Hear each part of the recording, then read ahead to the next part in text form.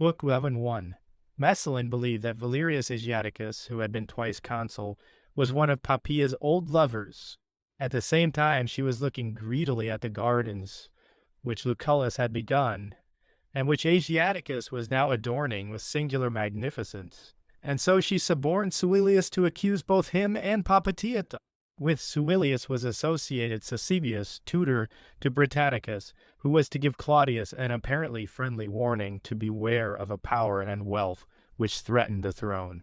Asiaticus, he said, had been the ringleader in the murder of a Caesar, and then had not feared to face an assembly of the Roman people, to own the deed and challenge its glory for his own.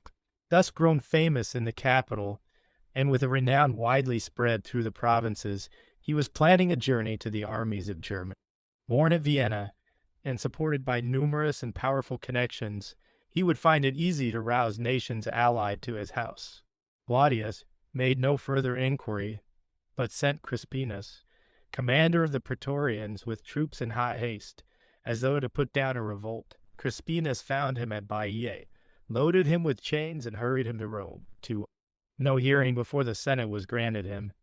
It was in the emperor's chamber, in the presence of Messalina, that he was heard. There Suilius accused him of corrupting the troops, of binding them by bribes and indulgences to share in every crime, of adultery with Poppaea, and finally of unmanly violence. It was at this last that the accused broke silence and burst out with the words, "Question thy own sons, Suilius. They will own my manhood." Then he entered on his defense. Claudius he moved profoundly, and he even drew tears from Messalina. But as she left the chamber to wipe them away, she warned Vitellius not to let the man escape. She hastened herself to effect Poppaea's destruction, and hired agents to drive her to suicide by the terrors of a prison.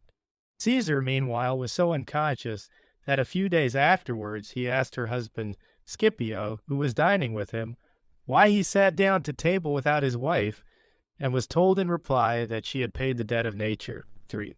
When Claudius began to deliberate about the acquittal of Asiaticus, Vitellius, with tears in his eyes, spoke of his old friendship with the accused and of their joint homage to the emperor's mother, Antonia.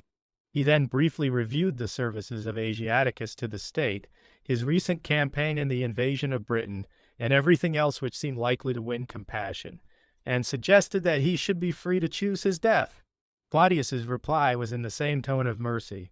Some friends urged on Asiaticus the quiet death of self-starvation, but he declined it with thanks. He took his usual exercise, then bathed and dined cheerfully, and saying that he had better have fallen by the craft of Tiberius or the fury of Caius Caesar than by the treachery of a woman and the shameless mouth of Vitellius. He opened his veins, but not till he had inspected his funeral pyre, and directed its removal to another spot, lest the smoke should hurt the thick foliage of the trees. So complete was his calmness even to the last. 4. The senators were then convoked, and Suilius proceeded to find new victims in 2 knights of the first rank, who bore the surname of Petra. The real cause of their destruction was that they had lent their house for the meetings of Nestor and Poppaea, but it was a vision of the night that was the actual charge against one of them. He had, it was alleged, beheld Claudius crowned with a garland of wheat, the ears of which were turned downwards, and, from this appearance, he foretold scanty harvest.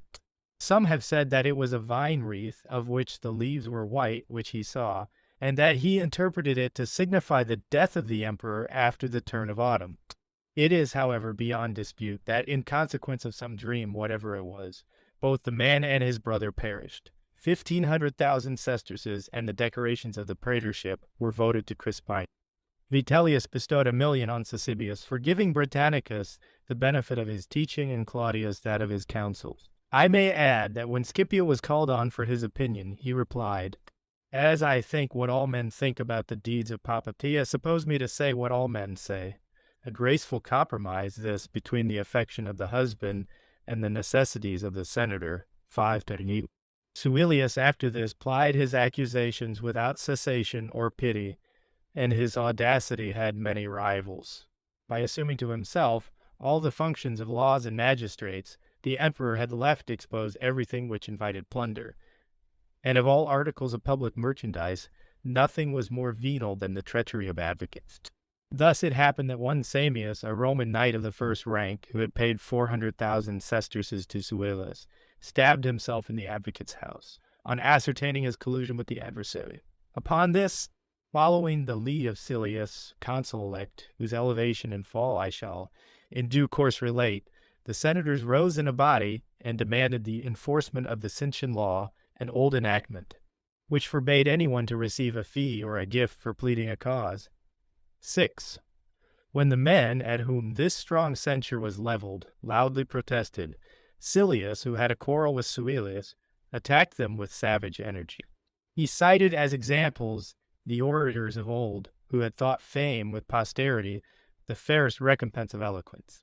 And apart from this, he said, the first of noble accomplishments was debased by sordid services, and even good faith could not be upheld in its integrity, when men looked at the greatness of their gains. If lawsuits turned to no one's profit, there would be fewer of them.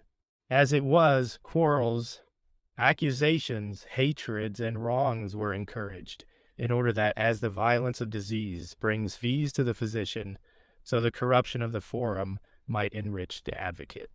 They should remember Caius Asinius and Messala, and in later days Aruntius and Aserninus, men raised by a blameless life, and by eloquence to the highest honors. So spoke the consul-elect, and others agreed with him. A resolution was being framed to bring the guilty under the law of extortion, when Suilius and Casucianus and the rest, who saw themselves threatened with punishment rather than trial, for their guilt was manifest, gathered round the emperor, and prayed forgiveness for the past. 7. When he had an audit assent, they began to plead their cause. Who, they asked, can be so arrogant as to anticipate in hope an eternity of renown? It is for the needs and the business of life that the resource of eloquence is acquired, thanks to which no one for want of an advocate is at the mercy of the powerful. But eloquence cannot be obtained for nothing. Private affairs are neglected in order that a man may devote himself to the business of others. Some support life by the profession of arms, some by cultivating land. No work is expected from any one of which he has not before calculated the profits. It was easy for Asinius and Messala, enriched with the prizes of the conflict between Antony and Augustus. It was easy for Aruntius and Aserninus, the heirs of wealthy families, to assume grand heirs. We have examples at hand. How great were the fees for which Publius Clodius and Caius Curio were wont to speak. We are ordinary senators, seeking in the tranquillity of the state for none but peaceful gains. You must consider the plebeian, how he gains distinction from the gown. Take away the rewards of a profession, and the profession must perish. The emperor thought that these arguments, though less noble, were not without force. He limited the fee which might be taken to 10,000 sesterces, and those who exceeded this limit were to be liable to the penalties of extortion. 8. About this same time, Mithridates, of whom I have before spoken as having ruled Armenia, and having been imprisoned by order of Caius Caesar, made his way back to his kingdom at the suggestion of Claudius and in reliance on the help of Pharasma. This Pharasmanes, who was king of the Iberians and Mithridates' brother, now told him that the Parthians were divided, and that the highest questions of empire being uncertain, lesser matters were neglected. Yet Tarzes, among his many cruelties, had caused the death of his brother Artabanus with his wife and son. Hence his people feared for themselves and sent for Vardanes. Ever ready for daring achievements, Vardanes traversed 375 miles in 2 days, and drove before him the surprised and terrified Tarzes. Without a moment's delay, he seized the neighboring governments, Seleucia alone refusing his rule. Rage against the place, which indeed had also revolted from his father, rather than considerations of policy, made him embarrass himself with the siege of a strong city, which the defense of a river flowing by it, with fortifications and supplies, had thoroughly secured. Godarzes, meanwhile, aided by the resources of the Dahi and Hyrcanians, renewed the war, and Vardanes, compelled to raise the siege of Seleucia, encamped on the plains of Bactria. 9. Then it was that, while the forces of the east were divided and hesitated which side they should take, the opportunity of occupying Armenia was presented to Mithridates, who had the vigorous soldiers of Rome to storm the fortified heights while his Iberian cavalry scoured the plain. The Armenians made no resistance after their governor, Geminax, had ventured on a battle and had been routed. Caudes, king of Lesser Armenia, to whom some of the nobles inclined, caused some delay, but he was stopped by a dispatch from Claudius, and then everything passed into the hands of Mithridates, who showed more cruelty than was wise in a new ruler. The Parthian princes, however, just when they were beginning battle, came to a sudden agreement on discovering a plot among their people, which Gaiarzes revealed to his brother. At first they approached each other with hesitation. Then, joining right hands, they promised before the altars of their gods to punish the treachery of their enemies, and to yield one to the other. Vardanes seemed more capable of retaining rule. Gaiarzes, to avoid all rivalry, retired into the depths of Hyrcania. When Vardanes returned, Seleucia capitulated to him 7 years after its revolt, little to the credit of the Parthians, whom a single city had so long defied. 10. He then visited the strongest governments and was eager to recover Armenia, but was stopped by Vibius Marsus, governor of Syria, who threatened war. Meanwhile, Gaiarzes, who repented of having relinquished his throne at the solicitation of the nobility, to whom subjection is a special hardship in peace, collected a force. Vardanes marched against him to the river Charinda. A fierce battle was fought over the passage, Vardanes winning a complete victory, and in a series of successful engagements subduing the intermediate tribes as far as the riversides, which is the boundary between the Dahae and the Arians. There his successes terminated. The Parthians, victorious though they were, rebelled against distant service. So after erecting monuments on which he recorded his greatness, and the tribute won from peoples from whom no Arsacid had won it before, he returned covered with glory, and therefore the more haughty and more intolerable to his subjects than ever. They arranged a plot and slew him when he was off his guard and intent upon the chase. He was still in his first youth, and might have been one of the illustrious few among aged princes, had he sought to be loved by his subjects as much as to be feared by his foes. The murder of Vardanes threw the affairs of Parthia into confusion, as the people were in doubt who should be summoned to the throne. Many inclined to Gaiarzes, some to Mithridates, a descendant of Phraates, who was a hostage in our hands. Finally, Gaiarzes prevailed. Established in the palace, he drove the Parthians by his cruelty and profligacy to send a secret entreaty to the Roman emperor that Mithridates might be allowed to mount the throne of his ancestors. 11. It was during this consulship, in the 800th year after the foundation of Rome, and the 64th after their celebration by Augustus, that the secular games were exhibited. I say nothing of the calculations of the two princes, which I have sufficiently discussed in my history of the Emperor Domitian.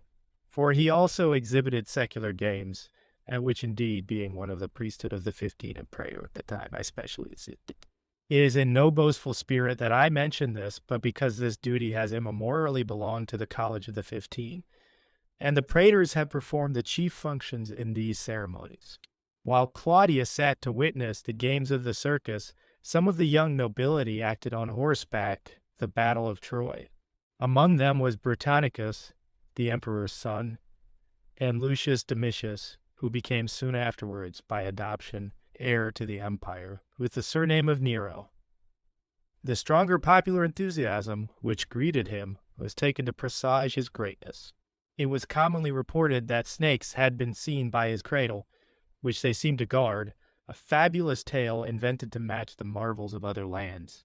Nero, never a disparager of himself, was wont to say that but one snake, at most, had been seen in his chamber. 12. Something, however, of popular favor was bequeathed to him from the remembrance of Germanicus, whose only male descendant he was.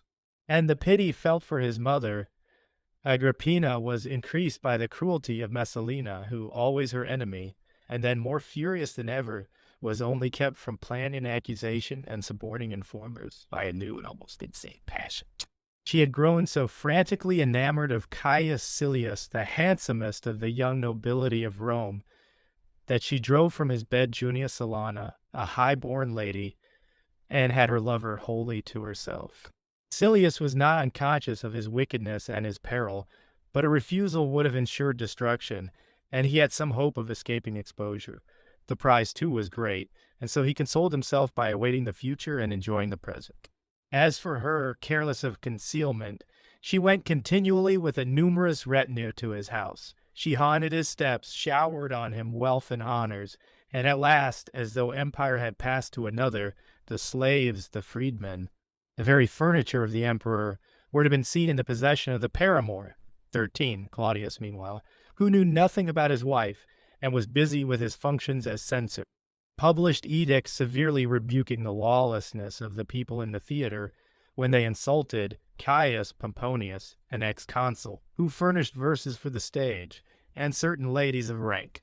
He introduced, too, a law restraining the cruel greed of the usurers, and forbidding them to lend at interest sums repayable on a father's death. He also conveyed by an aqueduct into Rome the waters which flow from the hills of Sembrua. And he likewise invented and published for use some new letters, having discovered, as he said, that even the Greek alphabet had not been completed at once, 14. It was the Egyptians who first symbolized ideas, and that by the figures of animals. These records, the most ancient of all human history, are still seen engraved on stone. The Egyptians also claim to have invented the alphabet, which the Phoenicians, they say, by means of their superior seamanship, introduced into Greece, and of which they appropriated the glory, giving out that they had discovered what they had really been taught. Tradition indeed says that Cadmus, visiting Greece in a Phoenician fleet, was the teacher of this art to its yet barbarous tribes. According to one account, it was Cecrops of Athens or Linus of Thebes or Palamedes of Argos in Trojan times who invented the shapes of 16 letters, and others, chiefly Simonides, added the rest. In Italy, the Etrurians learned them from Demaratus of Corinth, and the Aborigines from the Arcadian Evander. And so the Latin letters have the same form as the oldest Greek characters. At first, too, our alphabet was scanty, and additions were afterwards made.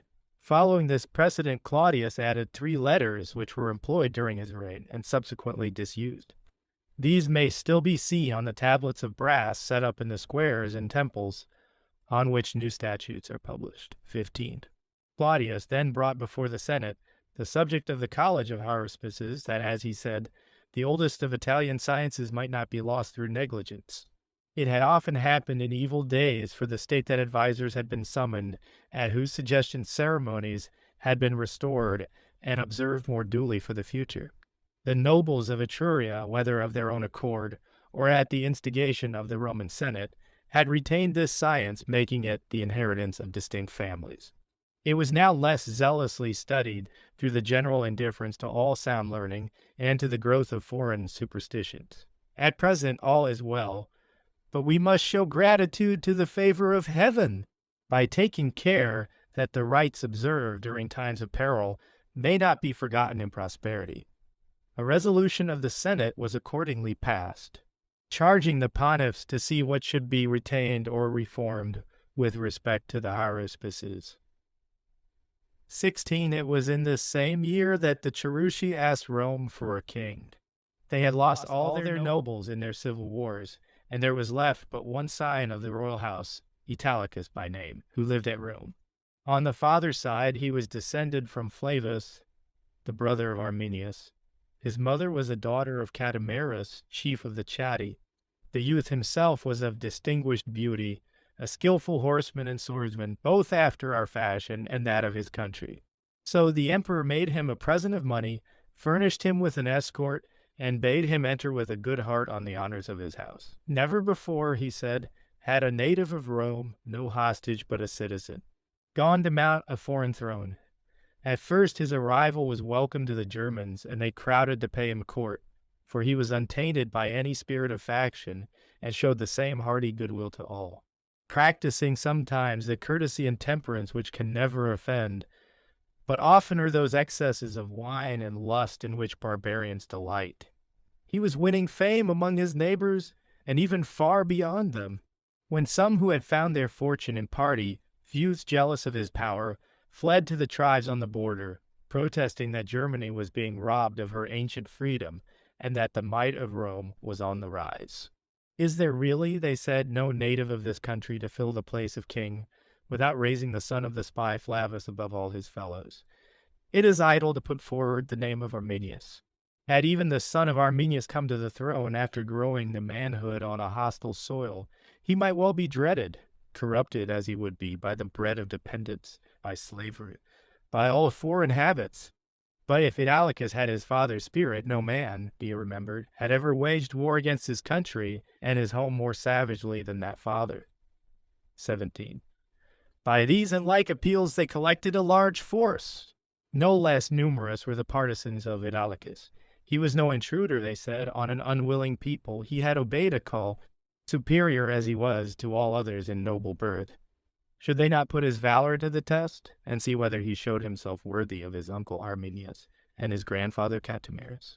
He need not blush, because his father had never relinquished the loyalty which, with the consent of the Germans, he had promised to Rome. The name of liberty was a lying pretext in the mouths of men who, base in private, dangerous in public life, had nothing to hope except from civil discord. The people enthusiastically applauded him. After a fierce conflict among the barbarians, the king was victorious. Subsequently, in his good fortune, he fell into a despot's pride, was dethroned, was restored by the help of the Langobardi, and still in prosperity or adversity did mischief to the interests of the Cheruscan nation. 18. It was during the same period that the Chauci, free, as it happened, from dissension at home, and emboldened by the death of Sanguinius made, while Corbulo was on his way, an inroad into Lower Germany under the leadership of Ganascus. This man was of the tribe of the Canaanophates, had served long as our auxiliary, had then deserted, and, getting some light vessels, had made piratical descents, specially on the coast of Gaul, inhabited, he knew, by a wealthy and unwarlike population. Corbulo, meanwhile, entered the province with careful preparation, and soon winning a renown of which that campaign was to begin. He brought his triremes up the channel of the Rhine, and the rest of his vessels up the estuaries and canals to which they were adapted. Having sunk the enemy's flotilla, driven out Ganascus, and brought everything into good order, he restored the discipline of former days among legions which had forgotten the labors and toils of the soldier, and delighted only in plunder. No one was to fall out of the line, no one was to fight without orders. At the outpost, on guard, in the duties of day and of night, they were always to be under arms. One soldier, it was said, had suffered death for working at the trenches without his sword, another for wearing nothing as he dug but his poniard. These extreme and possibly false stories at least had their origin in the general's real severity. We may be sure that he was strict and implacable to serious offenses, when such sternness in regard to trifles could be believed of him. 19. The fear thus inspired variously affected his own troops and the enemy. Our men gained fresh valor. The barbarians felt their pride broken.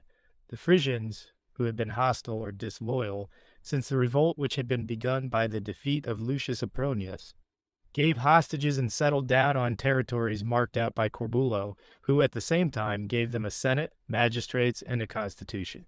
That they might not throw off their obedience, he built a fort among them, while he sent envoys to invite the greater Chauci to submission, and to destroy Ganascus by stratagem. This stealthy attempt on the life of a deserter and a traitor was not unsuccessful, nor was it anything ignoble. Yet the Chauci were violently roused by the man's death, and Corbulo was now sowing the seeds of another revolt, thus getting a reputation which many liked, but of which many thought ill. Why, men asked, was he irritating the foe? His disasters will fall on the state. If he is successful, so famous a hero will be a danger to peace and a formidable subject for a timid emperor. Claudius accordingly forbade fresh attacks on Germany, so emphatically as to order the garrisons to be withdrawn to the left bank of the Rhine. 20. Corbulo was actually preparing to encamp on hostile soil when the dispatch reached him, surprised as he was. And many as were the thoughts which crowded on him, thoughts of peril from the emperor, of scorn from the barbarians, of ridicule from the allies, he said nothing but this, happy the Roman generals of old, and gave the signal for retreat. To keep his soldiers free from sloth, he dug a canal of 23 miles in length between the Rhine and the Meuse, as a means of avoiding the uncertain perils of the ocean. The emperor, though he had forbidden war, yet granted him triumphal distinctions. Soon afterwards, Curtius Rufus obtained the same honor. He had opened mines in the territory of the Mariachi, a fee for working certain veins of silk. The produce was small and soon exhausted. The toil, meanwhile, of the legions was only to a loss, while they dug channels for water and constructed below the surface works which are difficult enough in the open air. Worn out by the labor, and knowing that similar hardships were endured in several provinces, the soldiers wrote a secret dispatch in the name of the armies, begging the emperor to give in advance triumphal distinctions to anyone to whom he was abouti to entrust his forces. 21 New. Of the birth of Curtius Rufus, whom some affirm to have been the son of a gladiator, I would not publish a falsehood while I shrink from telling the truth. On reaching manhood, he attached himself to a quaestor to whom Africa had been allotted, and was walking alone at midday in some unfrequented arcade in the town of Adrumetum, when he saw a female figure of more than human stature, and heard a voice, "Thou Rufus, art the man who will one day come into this province as proconsul." Raised high in hope by such a presage, he returned to Rome, where, through the lavish expenditure of his friends and his own vigorous ability, he obtained the quaestorship and, subsequently, in competition with well-born candidates, the praetorship by the vote of the Emperor Tiberius, who threw a veil over the discredit of his origin, saying, "Curtius Rufus seems to me to be his own ancestor." Afterwards, throughout a long old age of surly sycophancy to those above him, of arrogance to those beneath him, and of moroseness among his equals, he gained the high office of the consulship, triumphal distinctions, and, at last, the province of Africa. There he died, and so fulfilled the presage of his destiny. 22. At Rome, meanwhile, without any motive then known or subsequently ascertained, Cneius Nonius, a Roman knight, was found wearing a sword amid a crowd who were paying their respects to the emperor. The man confessed his own guilt when he was being torn in pieces by torture, but gave up no accomplices, perhaps having none to hide. During the same consulship, Publius Dolabella proposed that a spectacle of gladiators should be annually exhibited at the cost of those who obtained the quaestorship.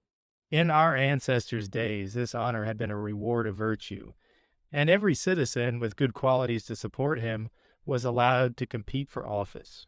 At first, there were no distinctions even of age, which prevented a man in his early youth from becoming a consul or a dictator. The quaestors indeed were appointed while the king still ruled, and this the revival by Brutus of the Lex Curiata plainly shows. The consuls retained the power of selecting them till the people bestowed this office as well as others. The first so created were Valerius Potitus and Aemilius Mamercus, 63 years after the expulsion of the Tarquins, and they were to be attached to the war department. As the public business increased, 2 more were appointed to attend to affairs at Rome. This number was again doubled when to the contributions of Italy was added the tribute of the provinces. Subsequently, Sulla, by one of his laws, provided that 20 should be elected to fill up the Senate, to which he had entrusted judicial functions.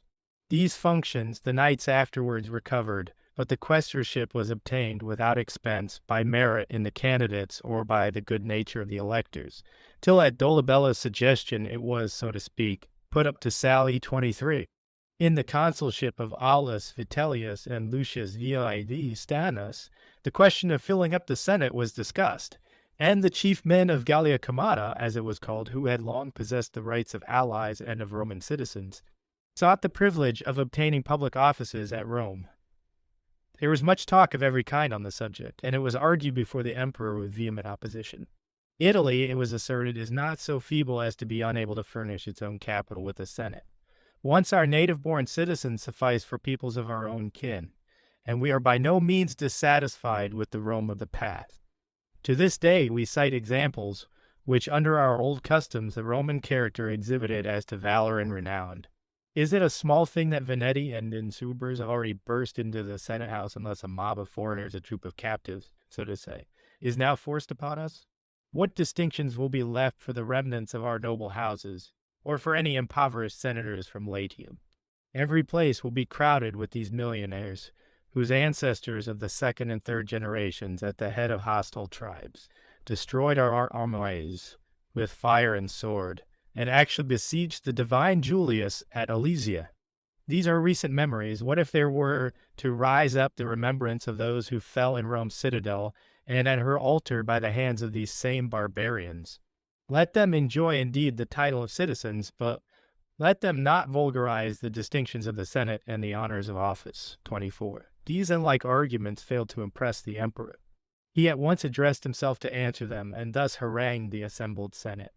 My ancestors, the most ancient of whom was made at once a citizen and a noble of Rome, encourage me to govern by the same policy of transferring to this city all conspicuous merit, wherever found. And indeed I know as facts that the Julii came from Alba, the Coruncani from Camerium, the Porci from Tusculum, and not to inquire too minutely into the past, that new members have been brought into the Senate from Etruria and Lucania and the whole of Italy, that Italy itself was at last extended to the Alps, to the end that not only single persons, but entire countries and tribes might be united under our name. We had unshaken peace at home. We prospered in all our foreign relations. In the days when Italy beyond the Po was admitted to share our citizenship, and when enrolling in our ranks the most vigorous of the provincials, under color of settling our legions throughout the world, we recruited our exhausted empire. Are we sorry that the Balbi came to us from Spain, and other men not less illustrious from Narb and Gaul? Their descendants are still among us, and do not yield to us in patriotism. What was the ruin of Sparta and Athens but this, that mighty as they were in war, they spurned from them as aliens those whom they had conquered? Our founder Romulus, on the other hand, was so wise that he fought as enemies, and then hailed as fellow citizens several nations on the very same day. Strangers have reigned over us. That freedmen's sons should be entrusted with public offices is not, as many wrongly think, a sudden innovation, but was a common practice in the old Commonwealth. But it will be said, we have fought with the Semnones. I suppose then that the Volsci and Auriqui never stood in array against us. Our city was taken by the Gauls. Well, we also gave hostages to the Etruscans, and passed under the yoke of the Samnites.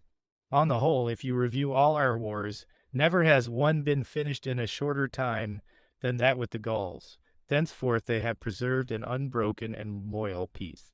United as they now are with us by manners, education, and intermarriage, let them bring us their gold and their wealth rather than enjoy it in isolation. Everything, senators, which we now hold to be of the highest antiquity was once new. Plebeian magistrates came after patrician, Latin magistrates after plebeian, magistrates of other Italian peoples after Latin. This practice, too, will establish itself, and what we are this day justifying by precedents will be itself a precedent. 25d. The emperor's speech was followed by a decree of the Senate, and the Aedui were the first to obtain the right of becoming senators at Rome. This compliment was paid to their ancient alliance, and to the fact that they alone of the Gauls cling to the name of brothers of the Roman people. About the same time, the emperor enrolled in the ranks of the patricians such senators as were of the oldest families, and such as had had distinguished ancestors. There were now but scanty relics of the greater houses of Romulus, and of the lesser houses of Lucius Brutus, as they had been called. And those too were exhausted, which the dictator Caesar, by the Cassian, and the emperor Augustus, by the Sanian law, had chosen into their place. These acts, as being welcome to the state, were undertaken with hearty gladness by the imperial censor. Anxiously considering how he was to rid the Senate of men of notorious infamy, he preferred a gentle method, recently devised, to one which accorded with the sternness of antiquity, and advised each to examine his own case and seek the privilege of laying aside his rank. Permission, he said, would be readily obtained. He would publish in the same list those who had been expelled and those who had been allowed to retire, that by this confounding together the decision of the censors and the modesty of voluntary resignation, the disgrace might be softened.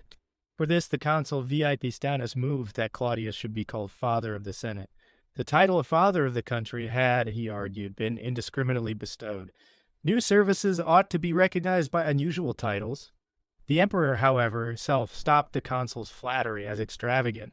He closed the lustrum, the census for which gave a total OF 5,984,72 citizens, then too ended his blindness as to his domestic affairs.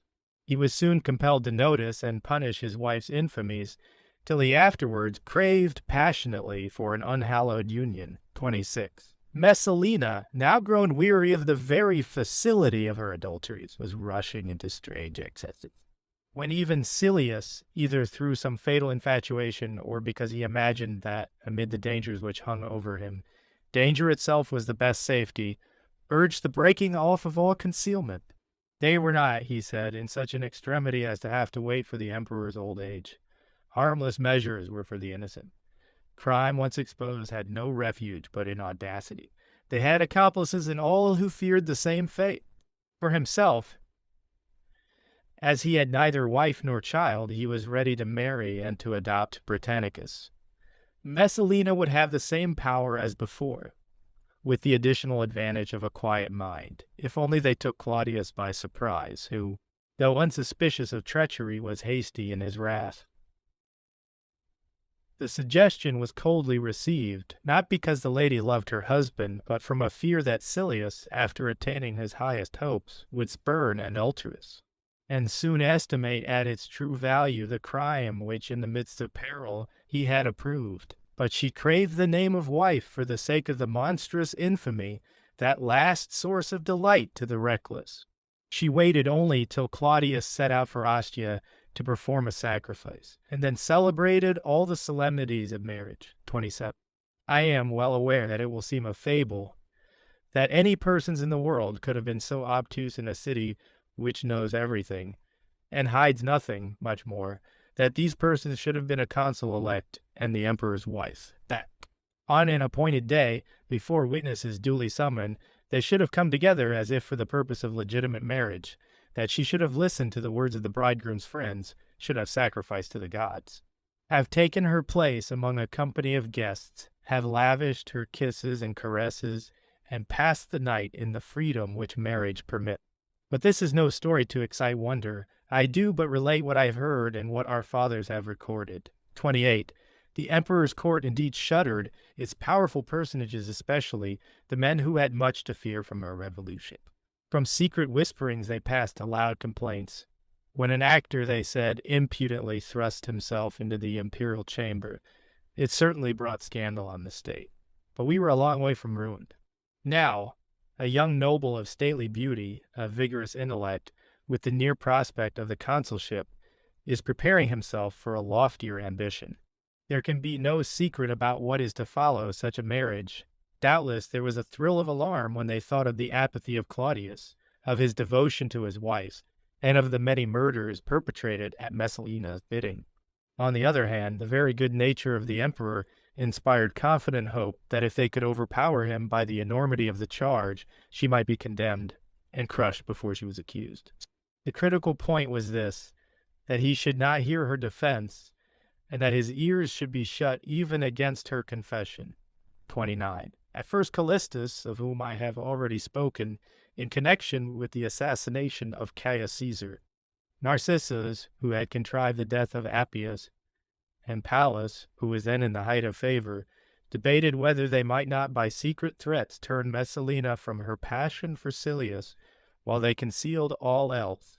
Then, fearing that they would be themselves involved in ruin, they abandoned the idea, Pallas out of cowardice, and Callistus from his experience of a former court, remembering that prudent rather than vigorous counsels ensure the maintenance of power. Narcissus persevered, only so far changing his plan as not to make her aware beforehand, by a single word, what was the charge or who was the accused. Then he eagerly watched his opportunity, and as the emperor lingered long at Ostia, he sought two of the mistresses to whose society Claudius was especially partial, and by gifts, by promises, by dwelling on power increased by the wife's fall, he induced them to undertake the work of the informer. 30. On this, Calpurnia, that was the woman's name, as soon as she was allowed a private interview, threw herself at the emperor's knees, crying out that Messalina was married to Silius. At the same time, she asked Cleopatra, who was standing near and waiting for the question, whether she knew it. Cleopatra nodding assent, she begged that Narcissus might be summoned. Narcissus entreated pardon for the past, for having concealed the scandal while confined to a Vedius or a Plautius. Even now, he said, he would not make charges of adultery, and seemed to be asking back the palace, the slaves, and the other belongings imperial rank. These Silius might enjoy, only he must give back the wife and annul the act of marriage. Do you know, he said, of your divorce? The people, the army, the Senate saw the marriage of Silius act at once, or the new husband is master of Rome. 31. Claudius then summoned all his most powerful friends. First, he questioned Tyrannius, superintendent of the corn market.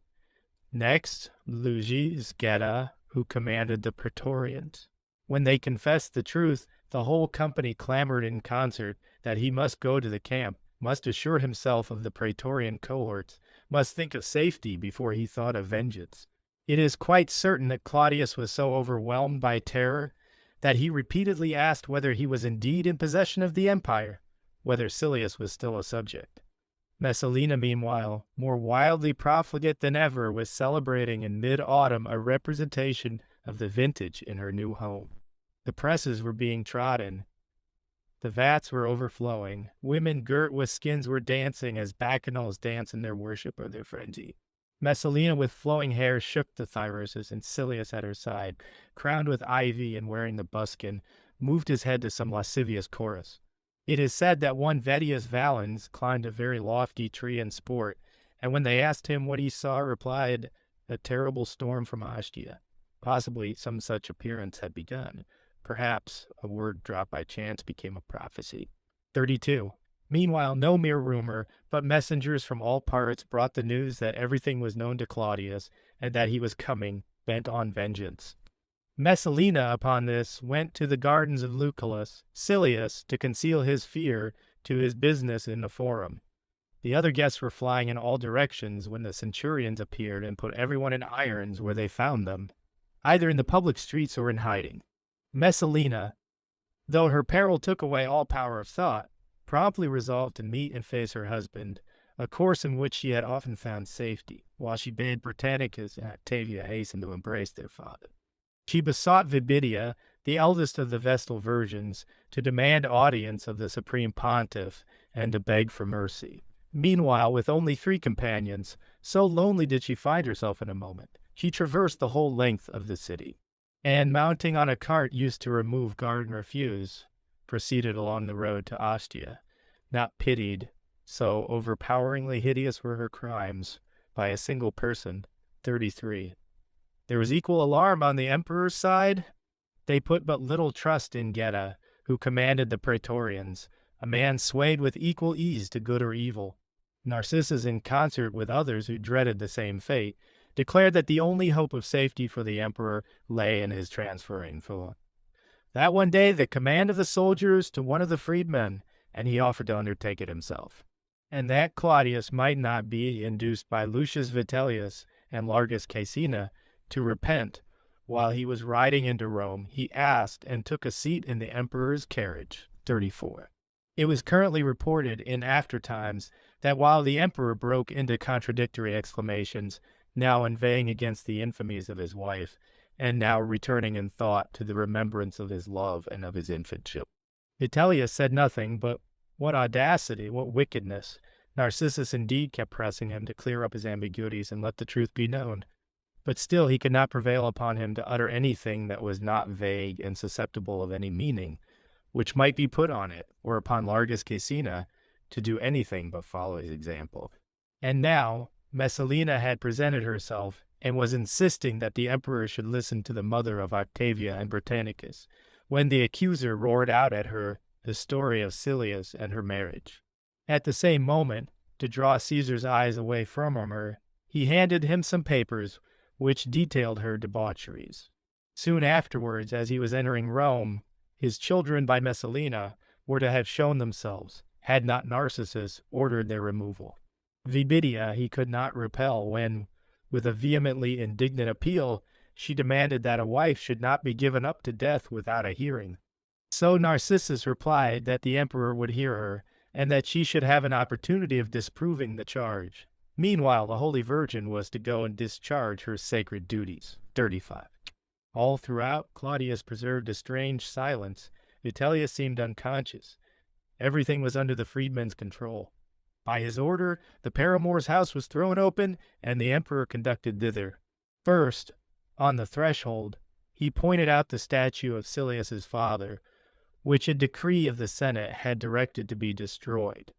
Next, how the heirlooms of the Neros and the Drusi had been degraded into the price of infamy.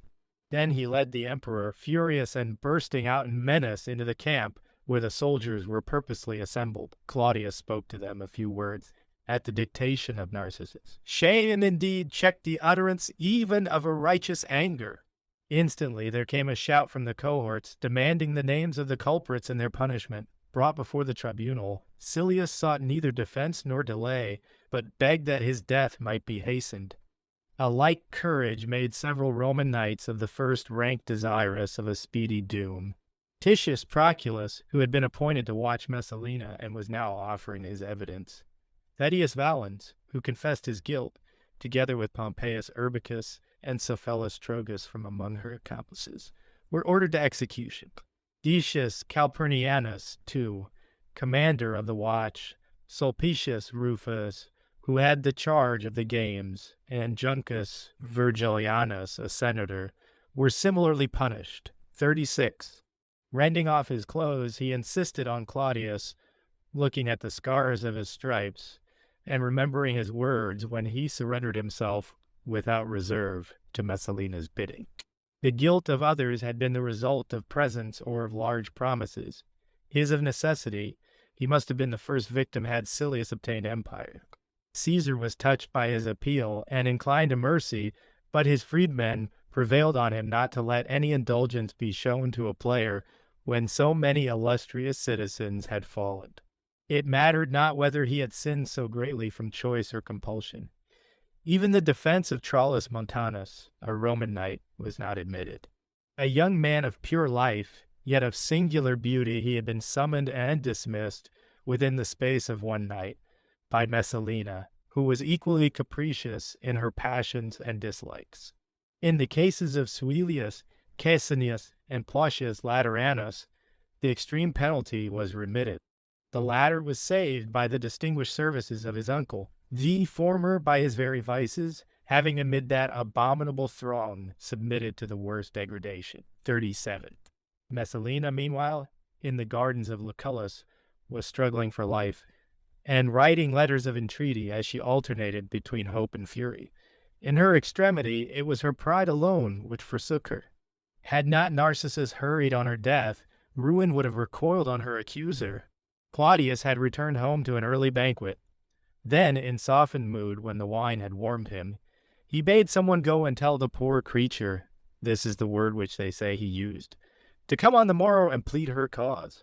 Hearing this, seeing too that his wrath was subsiding and his passion returning and searing in the event of delay, the effect of approaching night and conjugal recollections, Narcissus rushed out and ordered the centurions and the tribunes who were on guard to accomplish the deed of blood. Such, he said, was the emperor's bidding. Euvodus, one of the freedmen, was appointed to watch and complete the affair.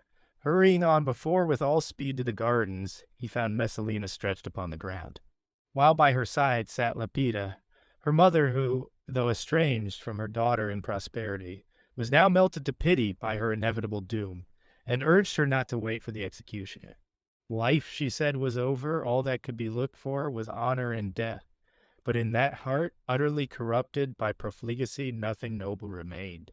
She still prolonged her tears and idle complaints, till the gates were forced open by the rush of the newcomers, and there stood at her side the tribune sternly silent, and the freedman overwhelming her with the copious insults of a servile tongue. 38. Then for the first time she understood her fate and put her hand to a dagger. In her terror she was applying it ineffectually to her throat and breast when a blow from the tribune drove it through her. Her body was given up to her mother. Claudius was still at the banquet when they told him that Messalina was dead, without mentioning whether it was by her own or another's hand. Nor did he ask the question, but called for the cup and finished his repast as usual. During the days which followed, he showed no sign of hatred or joy or anger or sadness. In a word, of any human emotion, either when he looked on her triumphant accusers or on her weeping children. The Senate assisted his forgetfulness by decreeing that her name and her statues should be removed from all places, public or private. To Narcissus were voted the decorations of the quaestorship, a mere trifle to the pride of one who rose in the height of his power above Pallas and Callistus. Book 12:1. The destruction of Messalina shook the imperial house, for a strife arose among the freedmen who should choose a wife for Claudius, impatient as he was of a single life and submissive to eat the rule of wives. The ladies were fired with no less jealousy. Each insisted on her rank, beauty, and fortune, and pointed to her claims to such a marriage. But the keenest competition was between Lalia Paulina, the daughter of Marcus Laulius, an ex-consul, and Julia Agrippina, the daughter of Germanicus. Callistus favored the first, Pallas the second. Aelia Patina, however, of the family of the Tiburones, had the support of Narcissus.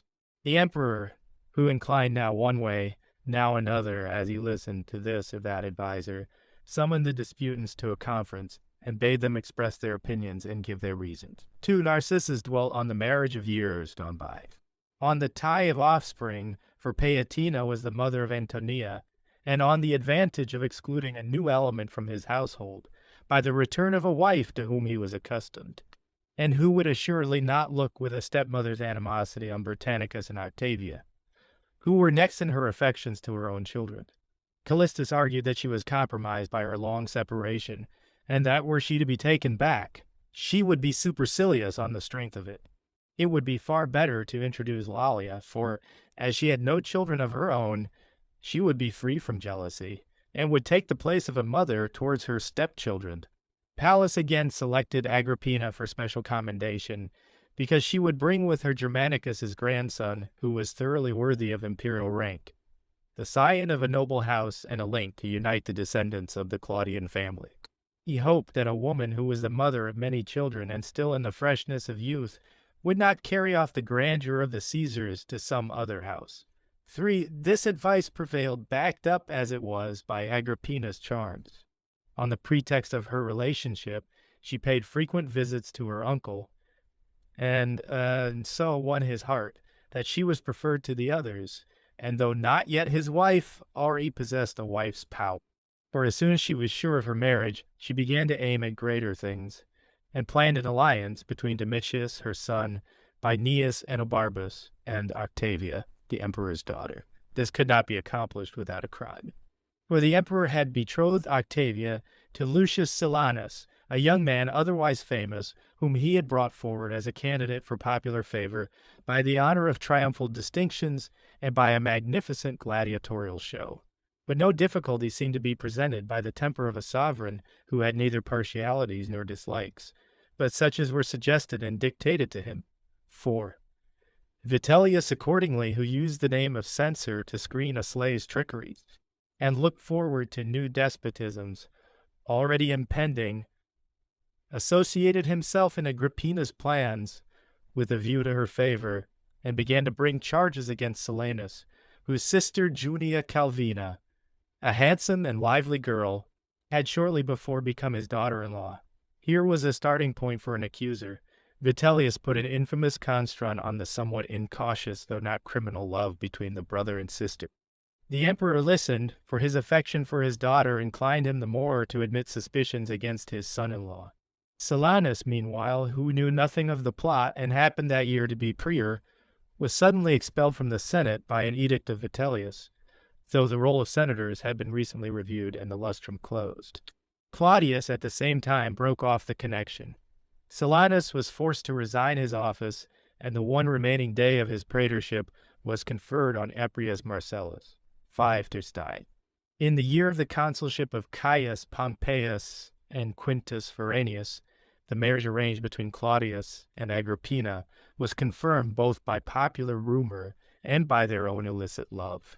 Still, they did not yet dare to celebrate the nuptials in due form, for there was no precedent for the introduction of a niece into an uncle's house.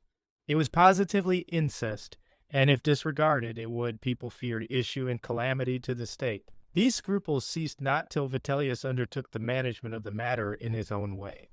He asked the emperor whether he would yield to the recommendations of the people and to the authority of the Senate. When Claudius replied that he was one among the citizens and could not resist their unanimous voice, Vitellius requested him to wait in the palace, while he himself went to the Senate.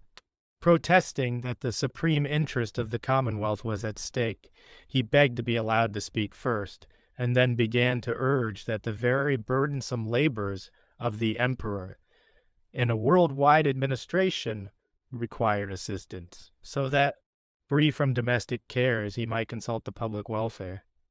How again could there be a more virtuous relief for the mind of an imperial censor than the taking of a wife to share his prosperity and his troubles, to whom he might entrust his inmost thoughts and the care of his young children, unused as he was to luxury and pleasure, and wont from his earliest youth to obey the laws? 6. Vitellius, having first put forward these arguments in a conciliatory speech, and met with decided acquiescence from the Senate, began afresh to point out that, as they all recommended the emperor's marriage, they ought to select a lady conspicuous for noble rank and purity, herself too the mother of children. It cannot, he said, be long a question that Agrippina stands first in nobility of birth. She has given proof, too, that she is not barren, and she has suitable moral qualities. It is again a singular advantage to us, due to divine providence, for a widow to be united to an emperor who has limited himself to his own lawful wives. We have heard from our fathers, we have ourselves seen that married women were seized at the caprice of the Caesars. This is quite alien to the propriety of our day. Rather, let a precedent be now set for the taking of a wife by an emperor. But it will be SID. Marriage with a brother's daughter is with us a novelty. True, but it is common in other countries, and there is no law to forbid it. Marriages of cousins were long unknown, but after a time they became frequent. Custom adapts itself to expediency, and this novelty will hereafter take its place among recognized usages. 7. There were some who rushed out of the Senate passionately protesting that if the emperor hesitated, they would use violence. A promiscuous throng assembled and kept exclaiming that the same too was the prayer of the Roman people. Claudius, without further delay, presented himself in the forum to their congratulations. Then, entering the Senate, he asked from them a decree which should decide that for the future marriages between uncles and brothers' daughters should be legal. There was, however, found only one person who desired such a marriage, Aladius Severus, a Roman knight, who, as many said, was swayed by the influence of Agrippina. Then came a revolution in the state, and everything was under the control of a woman who did not, like Messalina, insult Rome by loose manners. It was a stringent and, so to say, masculine despotism. There was sternness and generally arrogance in public, no sort of modesty at home, unless it conduced to power. A boundless greed of wealth was veiled under the pretext that riches were being accumulated as a prop to the throne. 8 died. On the day of the marriage, Silanus committed suicide, having up to that time prolonged his hope of life, or else choosing that day to heighten the popular indignation. His sister Calvina was banished from Italy. Claudius further added that sacrifices after the ordinances of King Tullius and atonements were to be offered by the pontiffs in the grove of Diana, amid general ridicule at the idea, devising penalties and propitiations for incest at such a time. Agrippina, that she might not be conspicuous only by her evil deeds, procured for Aeneas Seneca a remission of his exile, and with it the praetorship. She thought this would be universally welcome from the celebrity of his attainments. And it was her wish, too, for the boyhood of Domitius to be trained under so excellent an instructor, and for them to have the benefit of his counsels in their designs on the throne. For Seneca, it was believed, was devoted to Agrippina from a remembrance of her kindness, and an enemy to Claudius from a bitter sense of wrong. 9. It was then resolved to delay no longer. Mimius Pollio, the consul-elect, was induced by great promises to deliver a speech, praying Claudius to betroth Octavia to Domitius. The match was not unsuitable to the age of either, and was likely to develop still more important results. Pollio introduced the motion in much the same language as Vitellius had lately used. So Octavia was betrothed, and Domitius, besides his previous relationship, became now the emperor's affianced son-in-law, and an equal of Britannicus.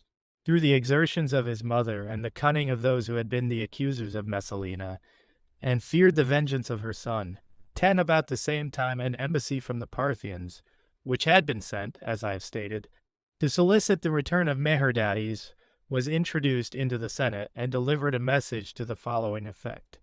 They were not, they said, unaware of the treaty of alliance, nor did their coming imply any revolt from the family of the Arsacids.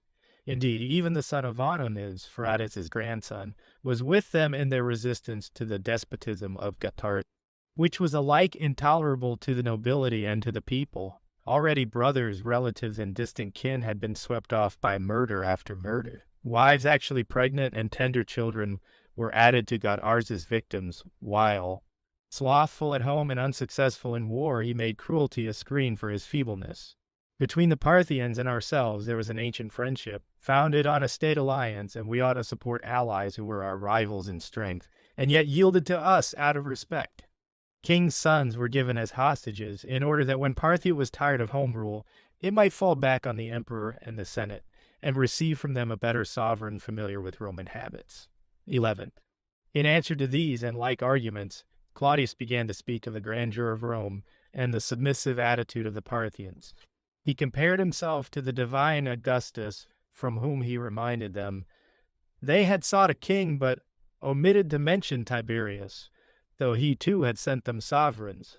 He added some advice for Meherdates, who was present, and told him not to be thinking of a despot and his slaves, but rather of a ruler among fellow citizens, and to practice clemency and justice, which barbarians would like the more for being unused to them. Then he turned to the envoys and bestowed high praise on the young foster son of Rome, as one whose self-control had hitherto been exemplary. Still, he said, they must bear with the caprices of kings, and frequent revolutions were bad. Rome, sated with her glory, had reached such a height that she wished even foreign nations to enjoy repose. Upon this, Caius Cassius, governor of Syria, was commissioned to escort the young prince to the bank of the Euphrates. 12. Cassius was at that time preeminent for legal learning. The profession of the soldier is forgotten in a quiet period, and peace reduces the enterprising and indolent to an equality. But Cassius, as far as it was possible without war, revived ancient discipline, kept exercising the legions, in short, used as much diligence and precaution as if an enemy were threatening him. This conduct he counted worthy of his ancestors, and of the Cassian family, which had won renown even in those countries. He then summoned those at whose suggestion a king had been sought from Rome, and having encamped at Zeugma, where the river was most easily fordable, and awaited the arrival of the chief men of Parthia, and of Aeseberus, king of the Arabs. He reminded Meherdates that the impulsive enthusiasm of barbarians soon flags from delay, or even changes into treachery, and that therefore he should urge on his enterprise. The advice was disregarded through the perfidy Aeseberus, by whom the foolish young prince, who thought that the highest position merely meant self-indulgence, was detained for several days in the town of Edessa. Although a certain Cairnenes pressed them to come and promised easy success, if they hastened their arrival, they did not make for Mesopotamia, which was close to them, but by a long detour for Armenia, then ill-suited to their movement. As winter was beginning, 13, as they approached the plains, wearied with the snows and mountains, they were joined by the forces of Cairns, and having crossed the river Tigris, they traversed the country of the Adiabeni, whose king Isates had avowedly embraced the alliance of Meherdates, though secretly and in better faith he inclined to Godarzus. In their march, they captured the city of Ninos, the most ancient capital of Assyria, and a fortress historically famous as the spot where the last battle between Darius and Alexander, the power of Persia, fell. Godarzus, meantime, was offering vows to the local divinities on a mountain called Sambulos, with special worship of Hercules, who at a stated time bids the priests, in a dream equip, horses for the chase, and place them near his temple. When the horses have been laden with quivers full of arrows, they scour the forest, and at length return at night, with empty quivers, panting violently.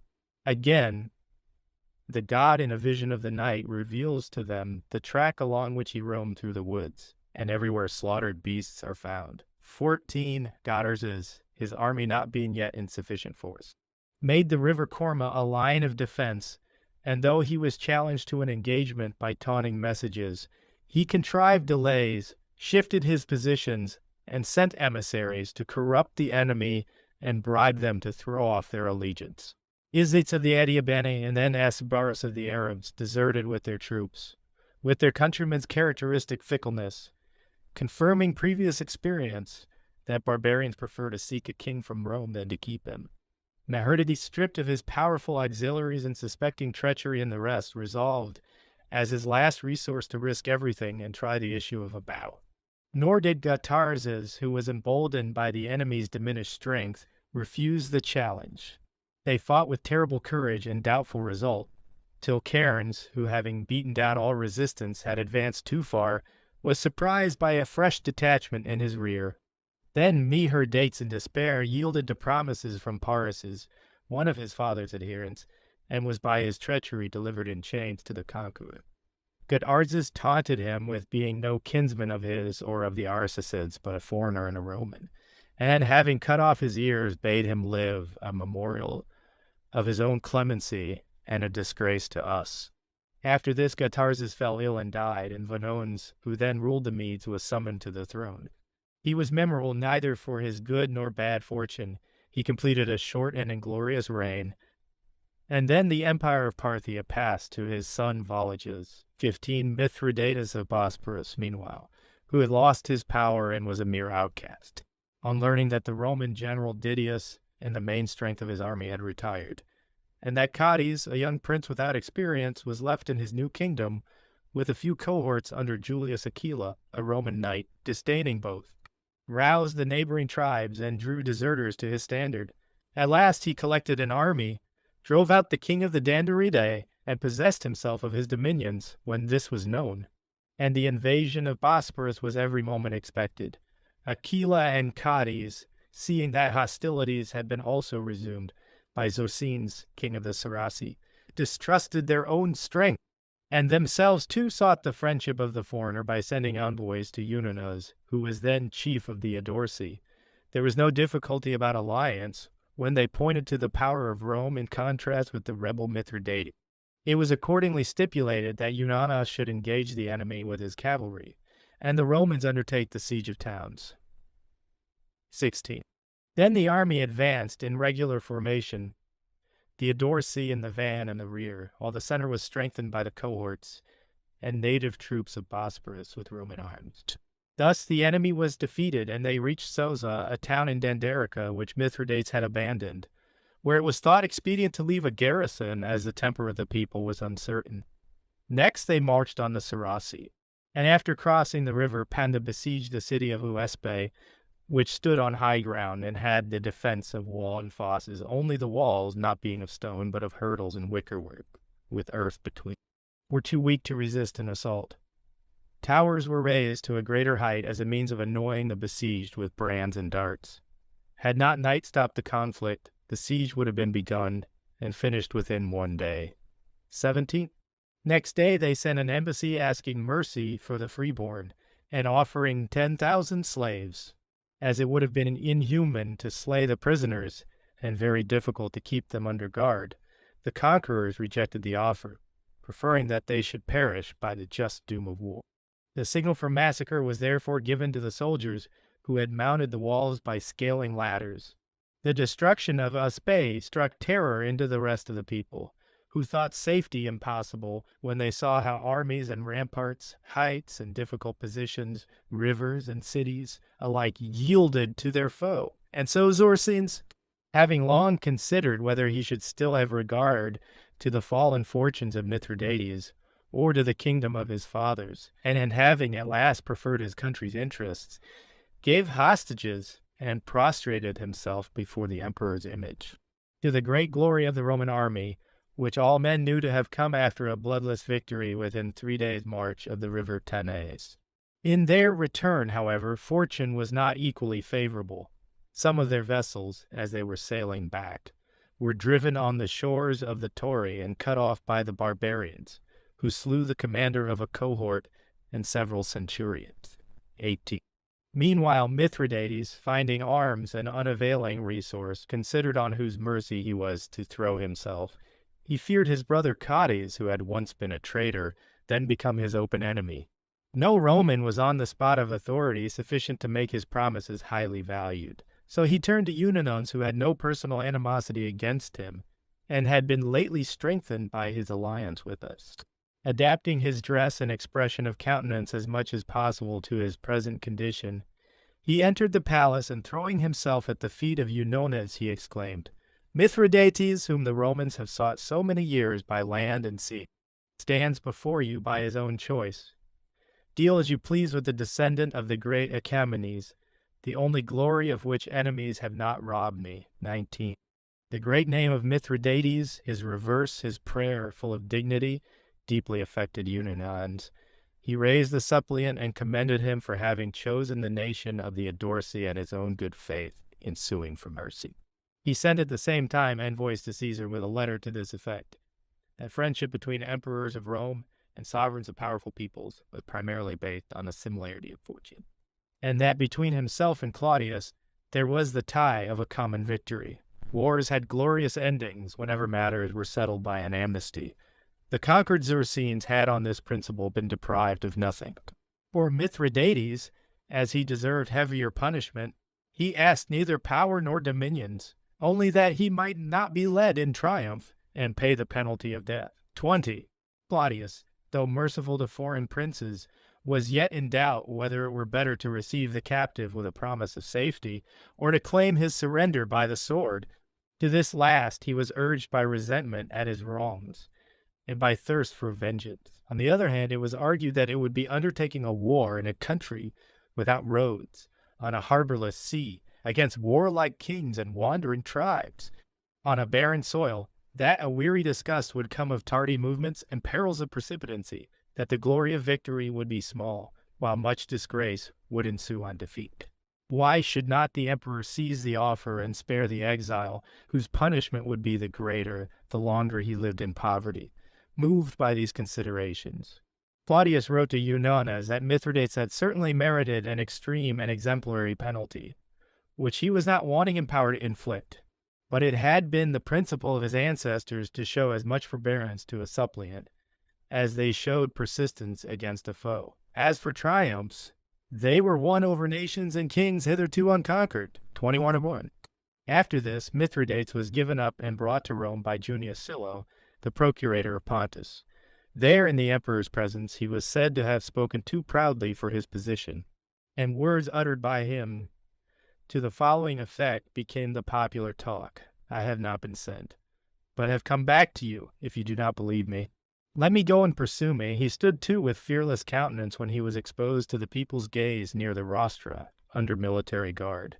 To Silo and Aquila were voted, respectively, the consular and praetorian decorations, 22 In the same consulship, Agrippina, who was terrible in her hatred and detested Lollia for having competed with her for the emperor's hand, planned an accusation through an informer who was to tax her with having consulted astrologers and magicians and the image of the clarion Apollo about the imperial marriage. Upon this, Claudius, without hearing the accused, first reminded the Senate of her illustrious rank, that the sister of Lucius Volusius was her mother, Cotta Messallinus her granduncle, Memmius Regulus formerly her husband, for of her marriage to Caius Caesar he purposely said nothing, and then added that she had mischievous designs on the state, and must have the means of crime taken from her.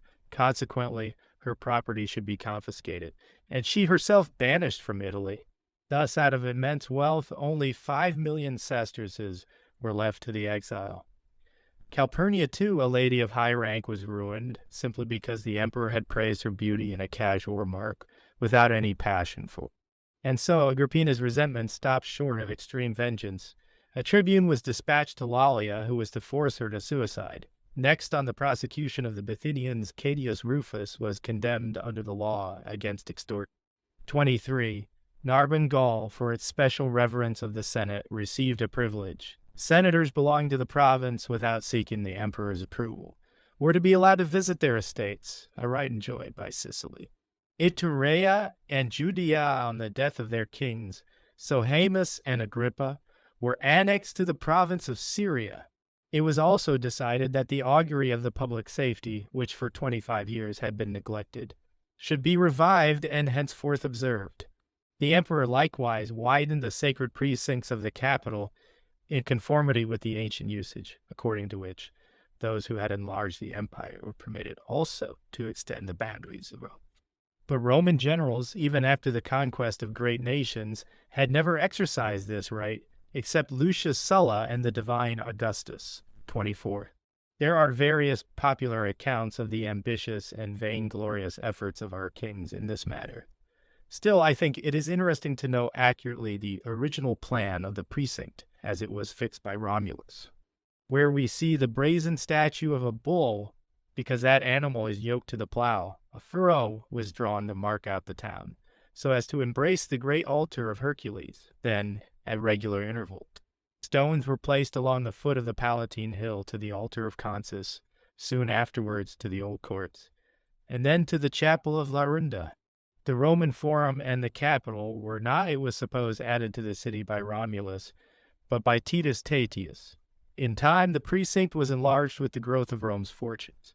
The boundaries now fixed by Claudius may be easily recognized, as they are specified in the public records. 25. In the consulship of Caius Antistius and Marcus Suilius, the adoption of Domitius was hastened on by the influence of Pallas. Bound to Agrippina first as the promoter of her marriage, then as her paramour, he still urged Claudius to think of the interests of the state and to provide some support for the tender years of Britannicus. So he said it had been with the divine Augustus, whose stepsons, though he had grandsons to be his stay, had been promoted. Tiberius, too, though he had offspring of his own, had adopted Germanicus. Claudius also would do well to strengthen himself with a young prince, who could share his cares with him. Overcome by these arguments, the emperor preferred Domitius to his own son, though he was but 2 years older, and made a speech in the Senate. The same in substance as the representations of his freedmen. It was noted by learned men that no previous example of adoption into the patrician family of the Claudii was to be found, and that from Attus Clausus there had been one unbroken line. 26, however, the emperor received formal thanks, and still more elaborate flattery was paid to Domitius. A law was passed adopting him into the Claudian family with the name of Nero. Agrippina, too, was honored with the title of Augusta. When this had been done, there was not a person so void of pity as not to feel keen sorrow at the position of Britannicus. Gradually forsaken by the very slaves who waited on him, he turned into ridicule the ill-timed attentions of his stepmother, perceiving their insincerity. For he is said to have had by no means a dull understanding, and this is either a fact or perhaps his perils won him sympathy, and so he possessed the credit of it, without actual evidence. 27. Agrippina, to show her power even to the allied nations, procured the dispatch of a colony of veterans to the chief town of the Ubii, where she was born. The place was named after her. Agrippa, her grandfather, had, as it happened, received this tribe when they crossed the Rhine under our protection. During the same time, there was a panic in Upper Germany through an eruption of plundering bands of Chatti. Thereupon Lucius Pomponius, who was in command, directed the Vangiones and Nemitz with the allied cavalry to anticipate the raid, and suddenly to fall upon them from every quarter while they were dispersed. The general's plan was backed up by the energy of the troops. These were divided into 2 columns, and those who marched to the left cut off the plunderers just on their return after a riotous enjoyment of their spoil when they were heavy with sleep. It added to the men's joy that they had rescued from slavery after 40 years some survivors of the defeat of Varus. 28. The column which took the right hand and the shorter route inflicted greater loss on the enemy who met them and ventured on a battle. With much spoil and glory, they returned to Mount Taunus, where Pomponius was waiting with the legions to see whether the Chatti, in their eagerness for vengeance, would give him a chance of fighting. They, however, fearing to be hemmed in on one side by the Romans, on the other by the Cherusci, with whom they are perpetually at feud, sent envoys and hostages to Rome. To Pomponius was decreed the honor of a triumph, a mere fraction of his renown with the next generation, with whom his poems constitute his chief glory. 29. At this same time, Vannius, whom Drusus Caesar had made king of the Suevi, was driven from his kingdom. In the commencement of his reign, he was renowned and popular with his countrymen, but subsequently, with long possession, he became a tyrant, and the enmity of neighbors, joined to intestine strife, was his ruin. Nobilius, king of the Hermunduri, and Vangio and Sido, sons of a sister of Vannius, led the movement. Claudius, though often entreated, declined to interpose by arms in the conflict of barbarians, and simply promised Vannius a safe refuge in the event of his expulsion. He wrote instructions to Publius Atilius Hister, governor of Pannonia, that he was to have his legions, with some picked auxiliaries from the province itself, encamped on the river bank as a support to the conquered and a terror to the conqueror, who might otherwise, in the elation of success, disturb also the peace of our empire. For an immense host of Legii, with other tribes, was advancing, attracted by the fame of the opulent realm which Vannius had enriched during 30 years of plunder and of tribute. Vannius's own native force was infantry, and his cavalry was from the Iazyges of Sarmatia, an army which was no match for his numerous enemy. Consequently, he determined to maintain himself in fortified positions and protract the war. But the Iazyges, who could not endure a siege, dispersed themselves throughout the surrounding country and rendered an engagement inevitable, as the Legii in Hermunduri had their rush to the attack. So Vannius came down out of his fortresses, and though he was defeated in battle, notwithstanding his reverse, he won some sea Reddit by having fought with his own hand, and received wounds on his breast. He then fled to the fleet which was awaiting him on the Danube, and was soon followed by his adherents, who received grants of land, and were settled in Pannonia. Vangio and Sido divided his kingdom between them. They were admirably loyal to us, and among their subjects, whether the cause was in themselves or in the nature of despotism, much loved, while seeking to acquire power, and yet more hated when they had acquired it. 31. Meanwhile, in Britain, Publius Astorius, the propraetor, found himself confronted by disturbance. The enemy had burst into the territories of our allies with all the more fury, as they imagined that a new general would not march against them with winter beginning and with an army of which he knew nothing. Well, aware that first events are those which produce alarm or confidence, by a rapid movement of his light cohorts, cut down all who opposed him, pursued those who fled, and lest they should rally. And so an unquiet and treacherous peace might allow no rest to the general and his troops. He prepared to disarm all whom he suspected, and to occupy with encampments the whole country to the Avon and Severnoka. The Iceni, a powerful tribe which war had not weakened, as they had voluntarily joined our alliance, were the first to resist. At their instigation, the surrounding nations chose as a battlefield a spot walled in by a rude barrier, with a narrow approach, impenetrable to cavalry. Through these defenses, the Roman general, though he had with him only the allied troops, without the strength of the legions attempted to break, and having assigned their positions to his cohorts, he equipped even his cavalry for the work of infantry. Then, at a given signal, they forced the barrier, routing the enemy who were entangled in their own defenses. The rebels, conscious of their guilt and finding escape barred, performed many noble feats. In this battle, Marius Astorius, the general's son, won the reward for saving a citizen's life. 32. The defeat of the Iceni quieted those who were hesitating between war and peace. Then the army was marched against the Cangai. Their territory was ravaged, spoil taken everywhere without the enemy venturing on an engagement. Or, if they attempted to harass our march by stealthy attacks, their cunning was old. And now Astorius had advanced within a little distance of the sea, facing the island Hibernia, when feuds broke out among the Brigantes and compelled the general's return. For it was his fixed purpose not to undertake any fresh enterprise till he had consolidated his previous successes. The Brigantes, indeed, when a few who were beginning hostilities had been slain and the rest pardoned, settled down quietly. But on the Silures neither terror nor mercy had the least effect, They persisted in war and could be quelled only by legions encamped in their country. That this might be the more promptly effected, a colony of a strong body of veterans was established at Camulodunum on the conquered lands, as a defense against the rebels, and as a means of imbuing the allies with respect for our laws. 33. The army then marched against the Silures, a naturally fierce people, and now full of confidence in the might of Caractacus, who by many an indecisive and many a successful battle had raised himself far above all the other generals of the Britons. Inferior in military strength, but deriving an advantage from the deceptiveness of the country, he at once shifted the war by a stratagem into the territory of the Ordovices, where, joined by all who dreaded peace with us, he resolved on a final struggle. He selected a position for the engagement in which advance and retreat alike would be difficult for our men and comparatively easy for his own, and then on some lofty hills. Wherever their sides could be approached by a gentle slope, he piled up stones to serve as a rampart.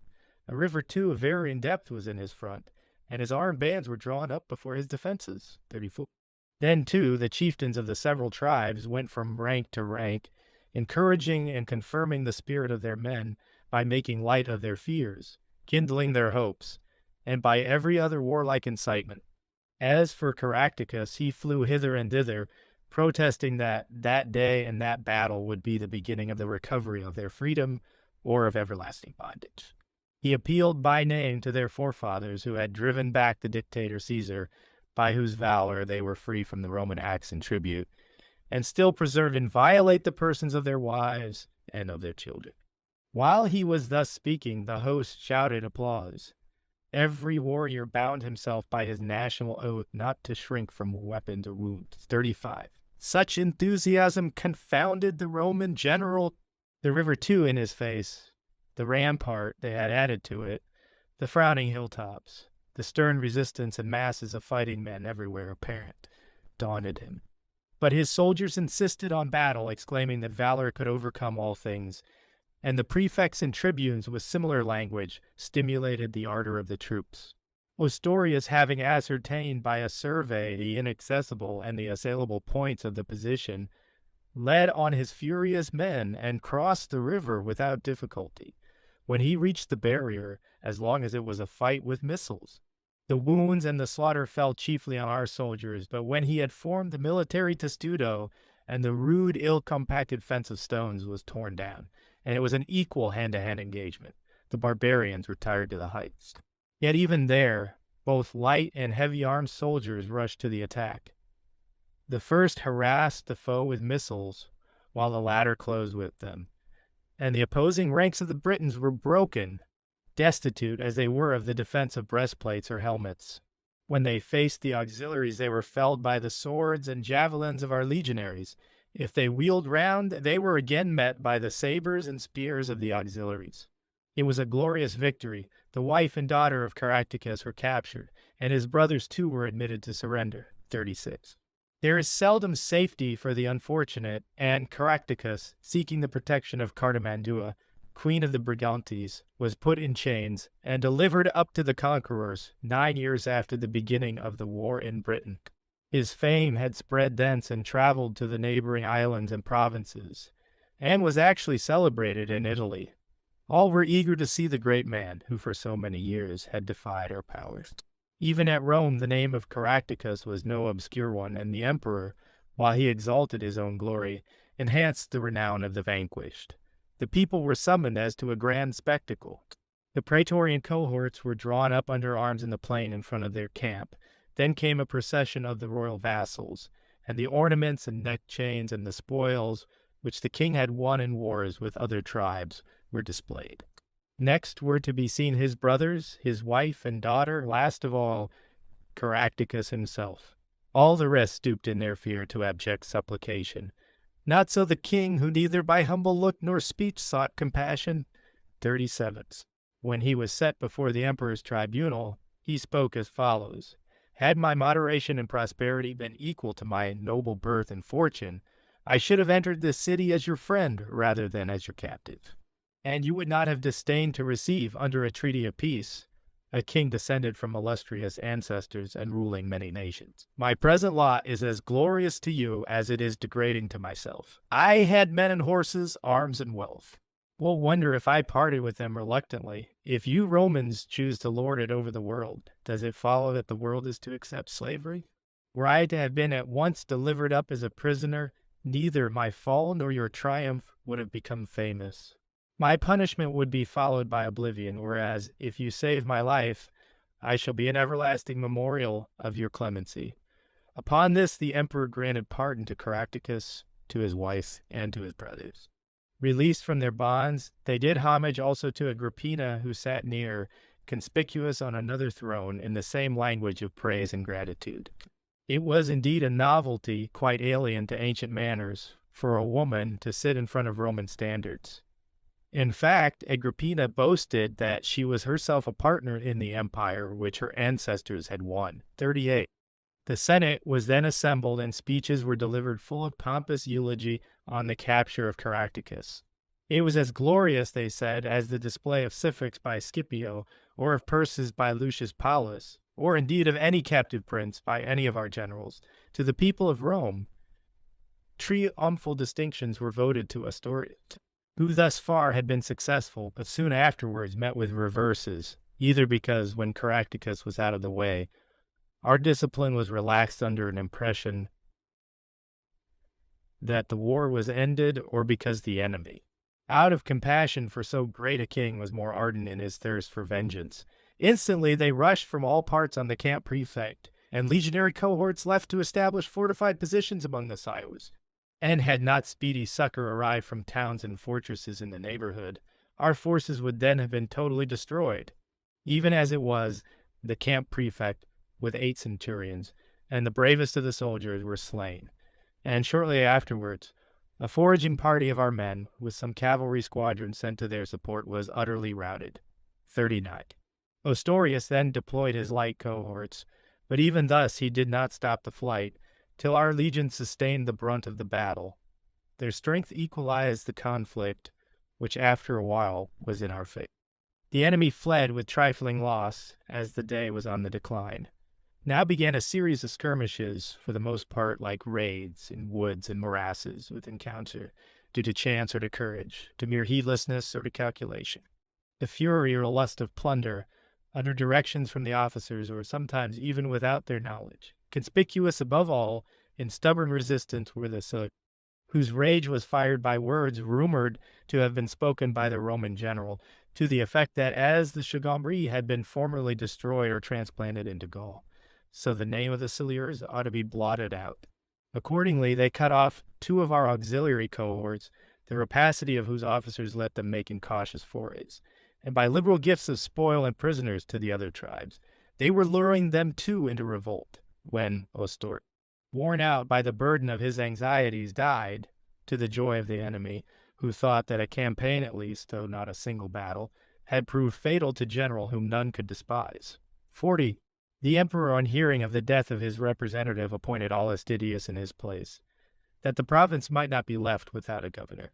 Didius, though he quickly arrived, found matters far from prosperous.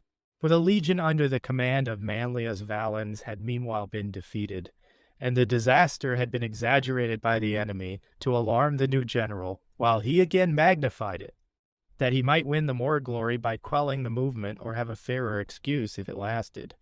This loss, too, had been inflicted on us by the Silures, and they were scouring the country far and wide till Didius hurried up and dispersed them. After the capture of Caractacus, Venusius of the Brigantes, as I have already mentioned, was preeminent in military skill. He had long been loyal to Rome, and had been defended by our arms, while he was united and married to the Queen Cartismanduat. Subsequently, a quarrel broke out between them, followed instantly by war, and he then assumed a hostile attitude also towards us. At first, however, they simply fought against each other, and Cartismandua, by cunning stratagems, captured the brothers and kinsfolk of Venusius. This enraged the enemy, who were stung with shame at the prospect of falling under the dominion of a woman. The flower of their youth, picked out for war, invaded her kingdom. This we had foreseen. Some cohorts were sent to her aid, and a sharp contest followed, which was at first doubtful but had a satisfactory termination. The legion under the command of Caesius Nasica fought with a similar result, for Didius, burdened with years and covered with honors, was content with acting through his officers and merely holding back the enemy. These transactions, though occurring under two procurators and occupying several years, I have closely connected, lest, if related separately, they might be less easily remembered. I now return to the chronological order. 41. In the 5th consulship of Tiberius Claudius, with Sextius Cornelius Orfitus for his colleague, Nero was prematurely invested with the dress of manhood, that he might be thought qualified for political life. The emperor willingly complied with the flatteries of the Senate, who wished Nero to enter on the consulship in his 20th year, and meanwhile, as consul-elect, to have proconsular authority beyond the limits of the capital with the title of Prince of the Youth of Rome. A donative was also given to the soldiery in Nero's name, and presents to the city populace. At the games, too, of the circus, which were then being celebrated to win for him popular favor, Britannicus wore the dress of boyhood, Nero the triumphal robe as they rode in the procession. The people would thus behold the one with the decorations of a general, the other in a boy's habit, and would accordingly anticipate their respective destinies. At the same time, those of the centurions and tribunes who pitied the lot of Britannicus were removed, some on false pretexts, others by way of a seeming compliment. Even of the freedmen, all who were of incorruptible fidelity were discarded on the following provocation. Once when they met, Nero greeted Britannicus by that name, and was greeted in return as Domitius. Agrippina reported this to her husband with bitter complaint, as the beginning of a quarrel, as implying, in fact, contempt of Nero's adoption and a cancelling at home of the Senate's decree and the people's vote. She said, too, that if the perversity of such malignant suggestions were not checked, it would issue in the ruin of the state. Claudius, enraged by what he took as a grave charge, punished with banishment or death all his son's best instructors, and set persons appointed by his stepmother to have the care of him. 42. Still, Agrippina did not yet dare to attempt her greatest scheme, unless Lucius Geta and Rufius Crispinus were removed from the command of the praetorian cohorts, for she thought that they cherished Messalina's memory and were devoted to her children. Accordingly, as the emperor's wife persistently affirmed that faction was rife among these cohorts through the rivalry of the two officers, and that there would be stricter discipline under one commander, the appointment was transferred to Burrus Afranius, who had a brilliant reputation as a soldier, but knew well to whose wish he owed his promotion. Agrippina, too, continued to exalt her own dignity.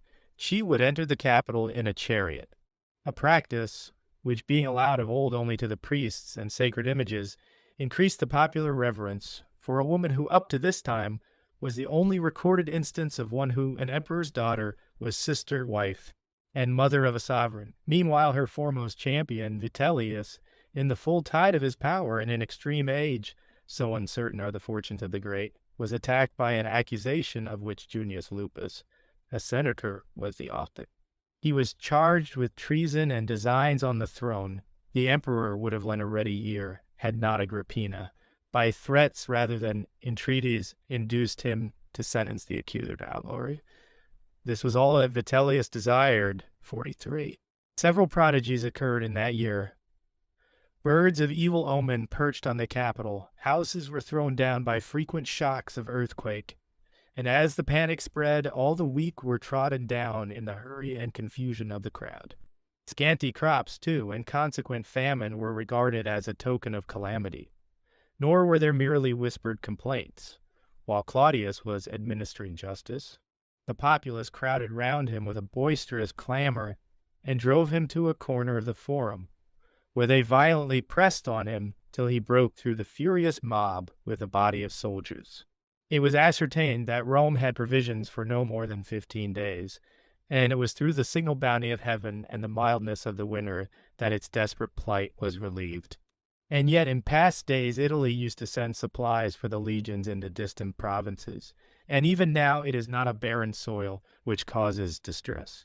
But we prefer to cultivate Africa and Egypt, and trust the life of the Roman people to ships and all their risks. 44. In the same year, war broke out between the Armenians and Iberians, and was the cause of very serious disturbances between Parthia and Rome. Vologeses was king of the Parthians. On the mother's side, he was the offspring of a Greek concubine, and he obtained the throne by the retirement of his brothers. Pharasmanes had been long in possession of Iberia, and his brother, Mithridates, ruled Armenia with our powerful support. There was a son of Pharasmanes named Radamistus, tall and handsome, of singular bodily strength, trained in all the accomplishments of his countrymen, and highly renowned among his neighbors. He boasted so arrogantly and persistently that his father's prolonged old age kept back from him the little kingdom of Iberia, as to make no concealment of his ambition.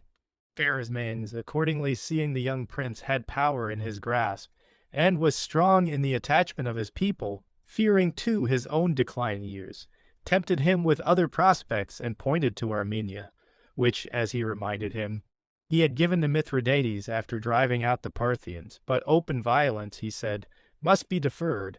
Artful measures, which might crush him unawares, were better. So Radamistus pretended to be at feud with his father, as though his stepmother's hatred was too strong for him, and went to his uncle. While he was treated by him like a son with excessive kindness, he lured the nobles of Armenia into revolutionary schemes without the knowledge of Mithridates, who was actually loading him with honors. 45. He then assumed a show of reconciliation with his father, to whom he returned, telling him all that could be accomplished by treachery was now ready, and that he must complete the affair by the sword. Meanwhile, Pharasmanes invented pretexts for war when he was fighting with the king of the Albanians and appealing to the Romans for aid. His brother, he said, had opposed him, and he would now avenge that wrong by his destruction.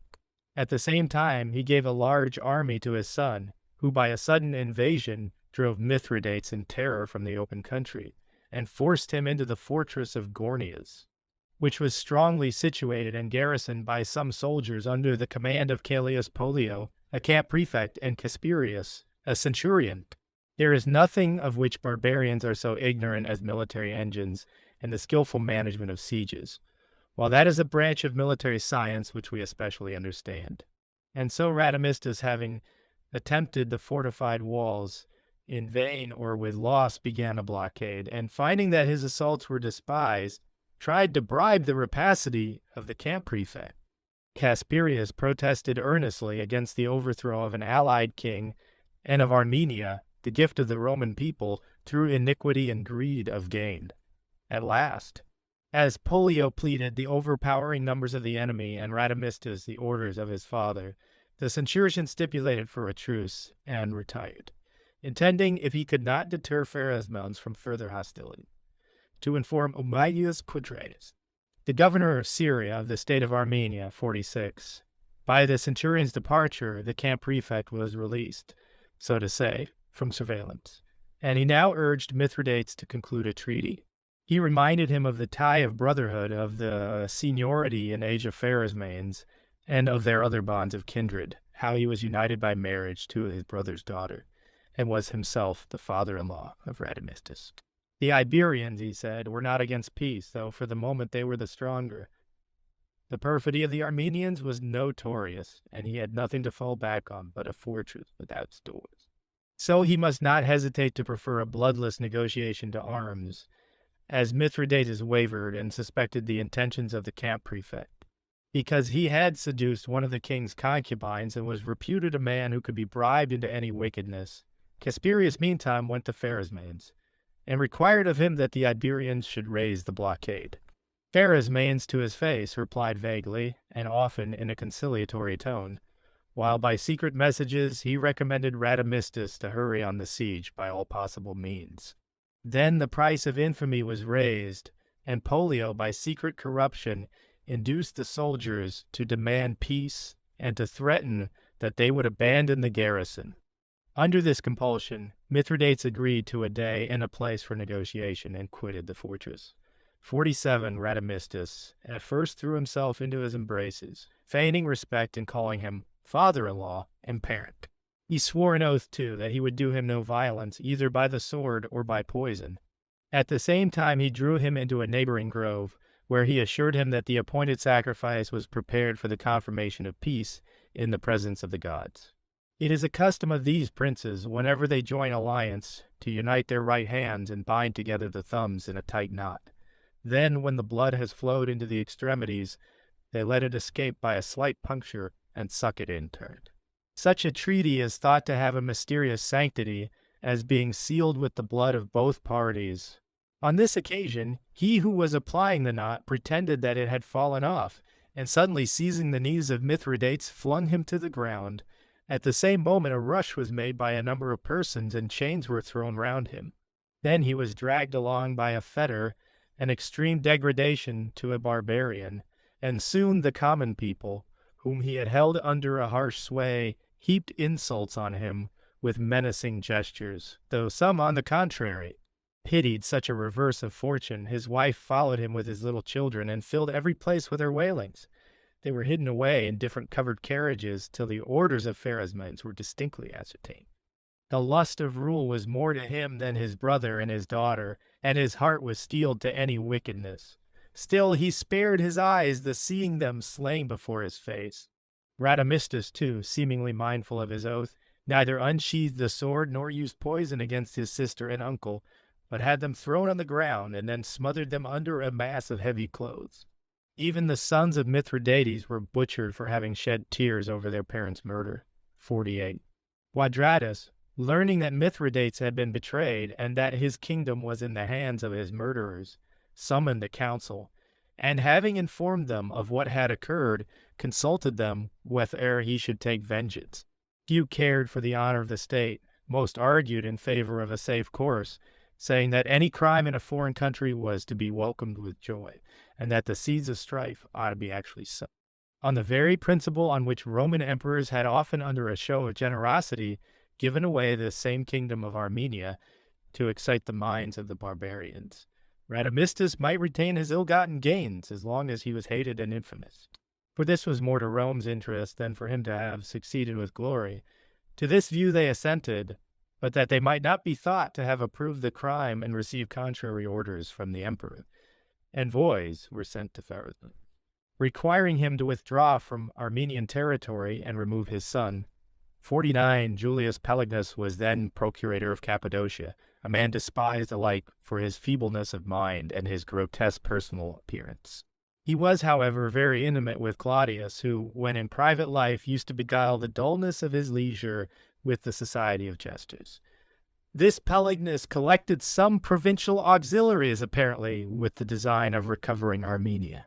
But while he plundered allies instead of enemies, finding himself, through the desertion of his men and the raids of the barbarians, utterly defenseless, he went to Radamistus, whose gifts so completely overcame him that he positively encouraged him to assume the ensigns of royalty, and himself assisted at the ceremony, authorizing and abetting. When the disgraceful news had spread far and wide, lest the world might judge of other governors by Pelaginus, Helvidius Priscus was sent in command of a legion to regulate, according to circumstances, the disordered state of affairs. He quickly crossed Mount Taurus, and had restored order to a great extent more by moderation than by force, when he was ordered to return to Syria, that nothing might arise to provoke a war with Parthia. 50. For Vologes, thinking that an opportunity presented itself of invading Armenia, which, though the possession of his ancestors, was now through a monstrous crime, held by a foreign prince, raised an army and prepared to establish Tiridates on the throne, so that not a member of his house might be without kingly power. On the advance of the Parthians, the Iberians dispersed without a battle, and the Armenian cities, Artaxata and Tigranocerta, submitted to the yoke. Then a frightful winter or deficient supplies, with pestilence arising from both causes, forced Vologeses to abandon his present plans. Armenia was thus again without a king, and was invaded by Radamistus, who was now fiercer than ever, looking on the people as disloyal, and sure to rebel on the first opportunity. They, however, though accustomed to be slaves, suddenly threw off their tameness and gathered round the palace in arms. 51. Radamistus had no means of escape but in the swiftness of the horses which bore him and his wife away. Pregnant as she was, she endured somehow or other out of fear of the enemy and love of her husband the first part of the flight. But after a while, when she felt herself shaken by its continuous speed, she implored to be rescued by an honorable death from the shame of captivity. He at first embraced, cheered, and encouraged her, now admiring her heroism, now filled with a sickening apprehension at the idea of her being left to any man's mercy. Finally, urged by the intensity of his love and familiarity with dreadful deeds, he unsheathed his scimitar, and having stabbed her, dragged her to the bank of the Araxes, and committed her to the stream, so that her very body might be swept away. Then, in headlong flight, he hurried to Iberia, his ancestral kingdom. Zenobia, meanwhile, this was her name, as she yet breathed and showed signs of life on the calm water at the river's edge, was perceived by some shepherds, who, inferring from her noble appearance that she was no base-born woman, bound up her wound and applied to it their rustic remedies. As soon as they knew her name and her adventure, they conveyed her to the city of Artaxata, whence she was conducted at the public charge to Tiridates, who received her kindly, and treated her as a royal person. 52. In the consulship of Faustus Sulla and Salvius Otho, Furius Carbonianus was banished on the ground that he was consulting the astrologers about the emperor's death. His mother, Junia, was included in the accusation as one who still resented the misfortune of exile which he had suffered in the past. His father, Camillus, had raised an armed insurrection in Dalmatia, and the emperor, in again sparing a hostile family, sought the credit of clemency. But the exile did not live long after this. Whether he was cut off by a natural death or by poison was matter of conflicting rumors, according to people's belief. A decree of the Senate was then passed for the expulsion of the astrologers from Italy, stringent but ineffectual. Next, the emperor, in a speech, commended all who, from their limited means, voluntarily retired from the senatorian order, while those were degraded from it who, by retaining their seats, added effrontery to poverty. 53. During these proceedings, he proposed to the Senate a penalty on women who united themselves in marriage to slaves, and it was decided that those who had thus demeaned themselves, without the knowledge of the slave's master, should be reduced to slavery if, with his consent, should be ranked as freed women. To Pallas, who, as the emperor declared, was the author of this proposal, were offered on the motion of Maria Serranus, consul-elect, the decorations of the praetorship and 15 million sesterces. Cornelius Scipio added that he deserved public thanks for thinking less of his ancient nobility as a descendant from the kings of Arcadia than of the welfare of the state, and allowing himself to be numbered among the emperor's ministers. Claudius assured them that Pallas was content with the honor and that he limited himself to his former poverty. A decree of the Senate was publicly inscribed on a bronze tablet, heaping the praises of primitive frugality on a freedman, the possessor of 300 million sesterces. 54.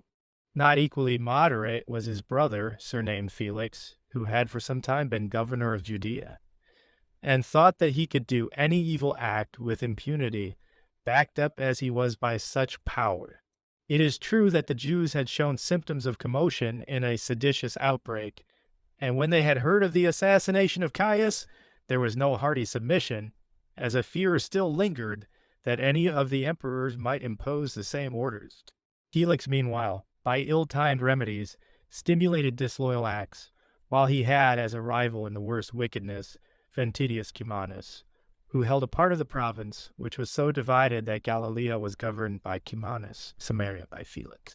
The two peoples had long been at feud, and now less than ever restrained their enmity, from contempt of their rulers, and accordingly they plundered each other, letting loose bands of robbers, forming ambuscades, and occasionally fighting battles, and carrying the spoil and booty to the two procurators who at first rejoiced at all this, but, as the mischief grew, they interposed with an armed force which was cut to pieces. The flame of war would have spread through the province, but it was saved by Quadratus, governor of Syria. In dealing with the Jews who had been daring enough to slay our soldiers, there was little hesitation about their being capitally punished.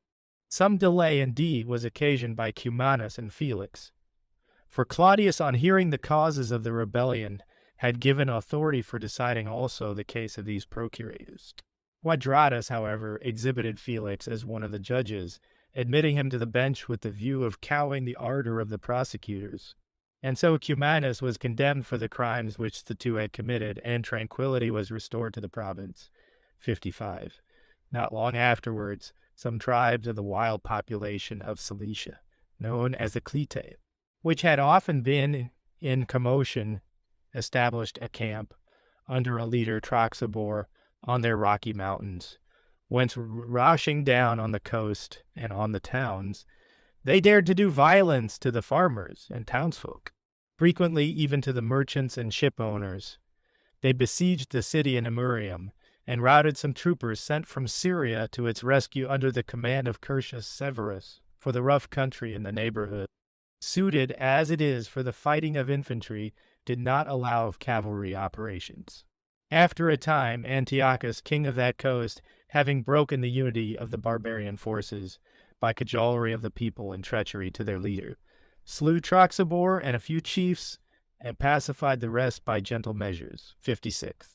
About the same time, the mountain between Lake Fucensis and the river Liris was bored through, and that this grand work might be seen by a multitude of visitors, preparations were made for a naval battle on the lake. Just as formerly Augustus exhibited such a spectacle, in a basin he had made this side the Tiber, though with light vessels and on a smaller scale.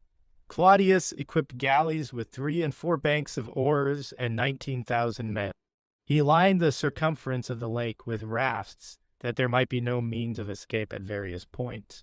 But he still left full space for the strength of the crews, the skill of the pilot, the impact of the vessels, and the usual operations of a sea fight.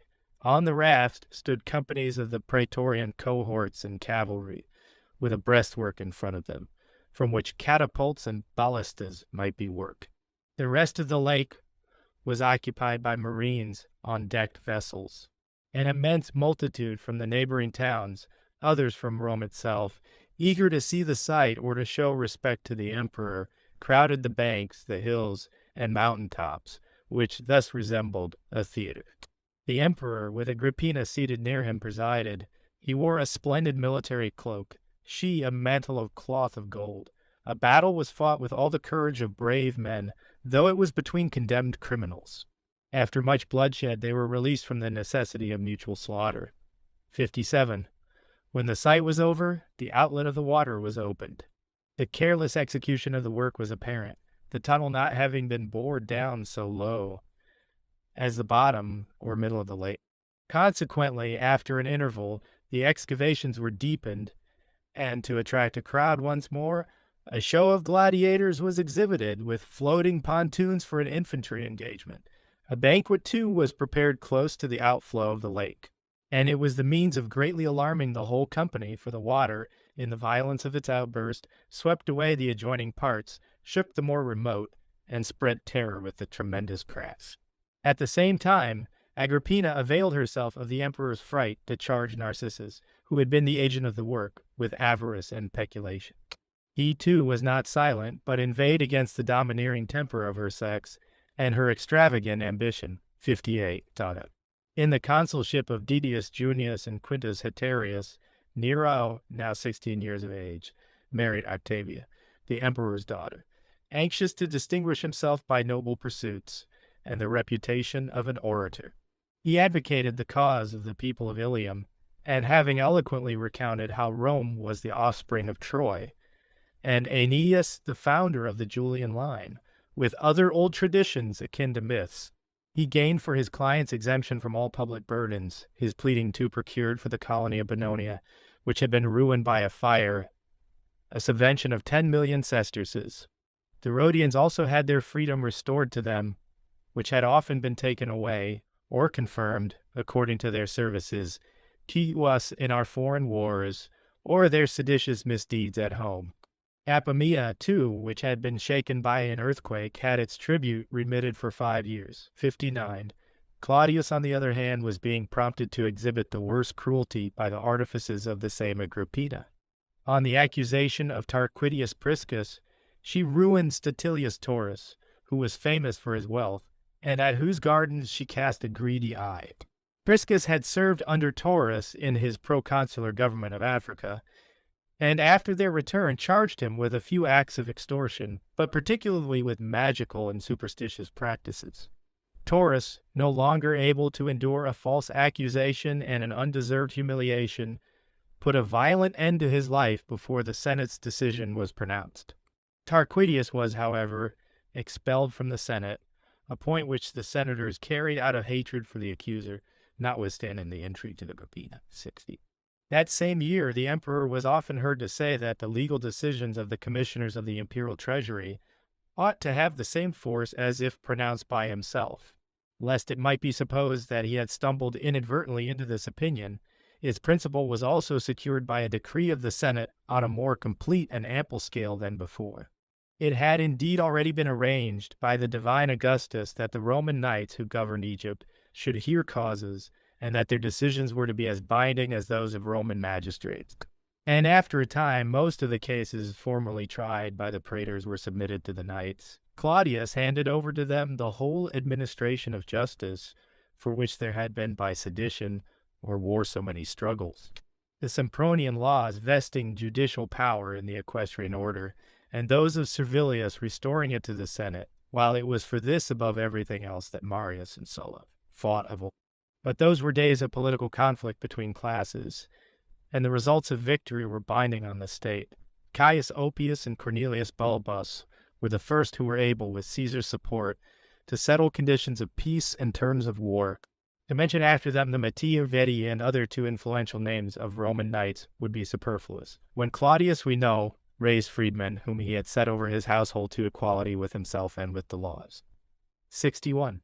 Next, the emperor proposed to grant immunity from taxation to the people of Caucasus, and he dwelt much on their antiquity. The Argives, or Coeus, the father of Latona, were the earliest inhabitants of the island. Soon afterward, by the arrival of Aesculapius, the art of the physician was introduced and was practiced with much fame by his descendants. Claudius named them one by one, with the periods in which they had respectively flourished. He said, too, that Xenophon, of whose medical skill he availed himself, was one of the same family, and that they ought grant his request and let the people of Cos dwell free from all tribute in their sacred island, as a place devoted to the sole service of their God. It was also certain that many obligations under which they had laid Rome in joint victories with her might have been recounted. Claudius, however, did not seek to veil under any external considerations a concession he had made, with his usual good nature, to an individual. 62. Invoice from Byzantium, having received audience, in complaining to the Senate of their heavy burdens, recapitulated their whole history, beginning with the treaty which they concluded with us when we fought against that king of Macedonia, whose supposed spurious birth acquired for him the name of the pseudo-Philip. They reminded us of the forces which they had afterwards sent against Antiochus, Perses, and Aristarchus, of the aid they had given Antonius in the pirate war, of their offers to Sulla, Lucullus, and Pompeius, and then of their late services to the Caesars, when they were in occupation of a district peculiarly convenient for the land or sea passage of generals and armies, as well as for the conveyance of supplies. It was indeed on that very narrow strait which parts Europe from Asia at Europe's furthest extremity that the Greeks built Byzantium. When they consulted the Pythian Apollo as to where they should found a city, the oracle replied that they were to seek a home opposite to the blind men's country. This obscure hint pointed to the people of Chalcedon, who, though they arrived there first, and saw before others the advantageous position, chose the worse. For Byzantium has a fruitful soil and productive seas, as immense shoals of fish pour out of the Pontus, and are driven by the sloping surface of the rocks under water to quit the windings of the Asiatic shore and take refuge in these harbors. Consequently, the inhabitants were at first money-making and wealthy traders, but afterwards, under the pressure of excessive burdens, they petitioned for immunity, or at least relief, and were supported by the emperor, who argued to the Senate that, exhausted as they were by the late wars in Thrace and Bosporus, they deserved help, so their tribute was remitted for 5 years, 64. In the year of the consulship of Marcus Asinius and Manius Acilius, it was seen to be portended by a succession of prodigies that there were to be political changes for the worse. The soldiers' standards and tents were set in a blaze by lightning. A swarm of bees settled on the summit of the Capitol. Births of monsters, half man, half beast, and of a pig with a hawk's talons were reported. It was accounted a portent that every order of magistrates had had its number reduced. A quaestor, an aedile, a tribune, a praetor and consul having died within a few months. But Agrippina's terror was the most conspicuous. Alarmed by some words dropped by Claudius when half intoxicated, that it was his destiny to have to endure his wife's infamy, and at last punish it, she determined to act without a moment's delay. First, she destroyed Lepida from motives of feminine jealousy. Lepida, indeed, as the daughter of the younger Antonia, as the grandniece of Augustus, the cousin of Agrippina, and sister of her husband Cneius, thought herself of equally high rank. In beauty, youth, and wealth, they differed but slightly. Both were shameless, infamous, and intractable, and were rivals in vice as much as in the advantages they had derived from fortune. It was indeed a desperate contest whether the aunt or the mother should have most power over Nero. Lepida tried to win the young prince's heart by flattery and lavish liberality, while Agrippina, on the other hand, who could give her son empire but could not endure that he should be emperor, was fierce and full of menace. It was charged on Lepida that she had made attempts on the emperor's consort by magical incantations, and was disturbing the peace of Italy by an imperfect control of her troops of slaves in Calabria. She was for this sentenced to death, notwithstanding the vehement opposition of Narcissus, who, as he more and more suspected Agrippina, was said to have plainly told his intimate friends that his destruction was certain, whether Britannicus or Nero were to be emperor, but that he was under such obligations to Claudius that he would sacrifice life to his welfare. Messalina and Silius had been convicted, and now again there were similar grounds for accusation. If Nero were to rule, or Britannicus succeed to the throne, he would himself have no claim on the then reigning sovereign. Meanwhile, a stepmother's treacherous schemes were convulsing the whole imperial house, with far greater disgrace than would have resulted from his concealment of the profligacy of the emperor's former wife. Even as it was, there was shamelessness enough, seeing that Pallas was her paramour, so that no one could doubt that she held our modesty and her very person, everything, in short, cheaper than sovereignty. This and the like he was always saying, and he would embrace Britannicus, expressing earnest wishes for his speedy arrival at a mature age, and would raise his hand now to heaven, now to the young prince, with entreaty that as he grew up, he would drive out his father's enemies and also take vengeance on the murderers of his mother. 66. Under this great burden of anxiety, he had an attack of illness, and went to Sinuessa to recruit his strength with its balmy climate and salubrious waters.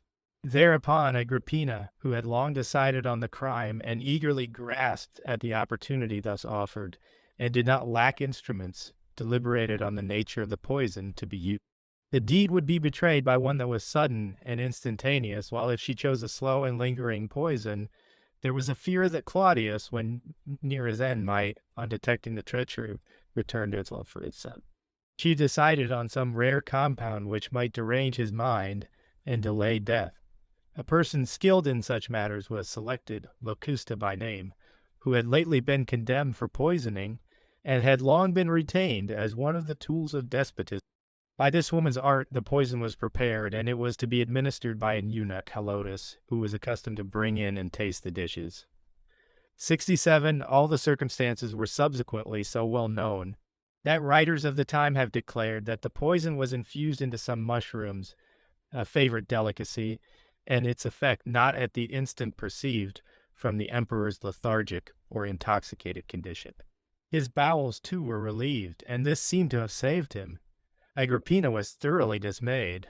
Fearing the worst, and defying the immediate obloquy of the deed, she availed herself of the complicity of Xenophon, the physician, which she had already secured, under pretense of helping the emperor's efforts to vomit. This man, it is supposed, introduced into his throat a feather smeared with some rapid poison, for he knew that the greatest crimes are perilous in their inception, but well rewarded after their consummation.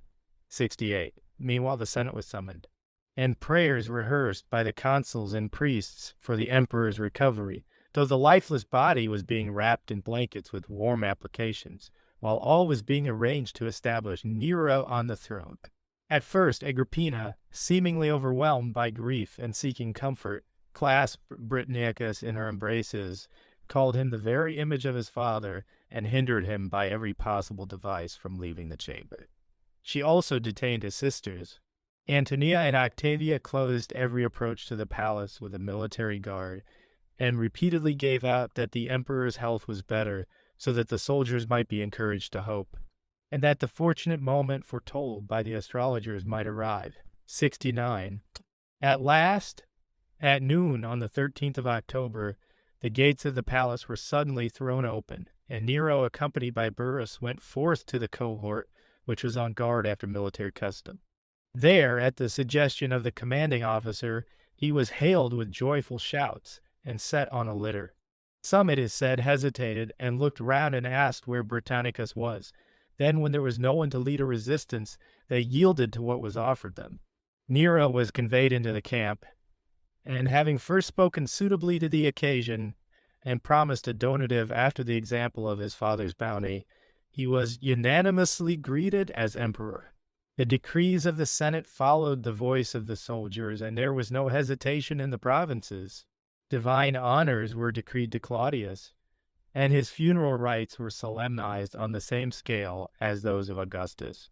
For Agrippina strove to emulate the magnificence of her great-grandmother Livia, but his will was not publicly read, as the preference of the stepson to the son might provoke a sense of wrong and angry feeling in the popular mind.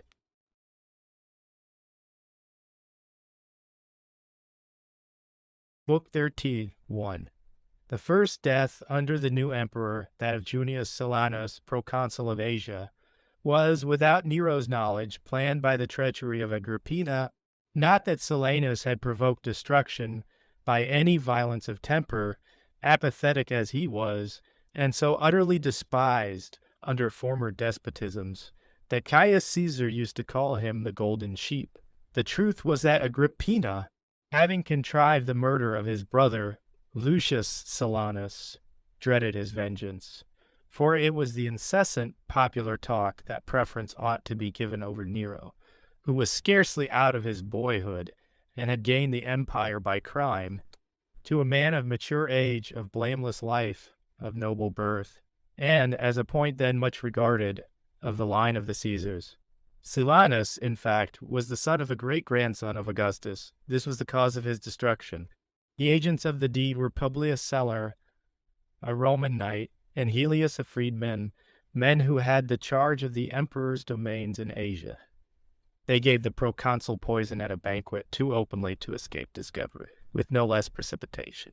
Narcissus, Claudius's freedman, whose quarrels with Agrippina I have mentioned, was driven to suicide by his cruel imprisonment and hopeless plight, even against the wishes of Nero, with whose yet concealed vices he was wonderfully in sympathy from his rapacity and extravagance. And now they had proceeded to further murders, but for the opposition of Afranius Burrus and Annius Seneca. These two men guided the emperor's youth with a unity of purpose seldom found where authority is shared, and though their accomplishments were wholly different, they had equal influence. Burrus, with his soldiers' discipline and severe manners, Seneca, with lessons of eloquence and a dignified courtesy, strove alike to confine the frailty of the prince's youth, should he loathe virtue within allowable indulgences. They had both liked to struggle against the domineering spirit of Agrippina, who, inflamed with all the passions of an evil ascendancy, had Pallas on her side, at whose suggestion Claudius had ruined himself by an incestuous marriage and a fatal adoption of a son. Nero's temper, however, was not one to submit to slaves, and Pallas, by a surly arrogance quite beyond a freedman, had provoked disgust.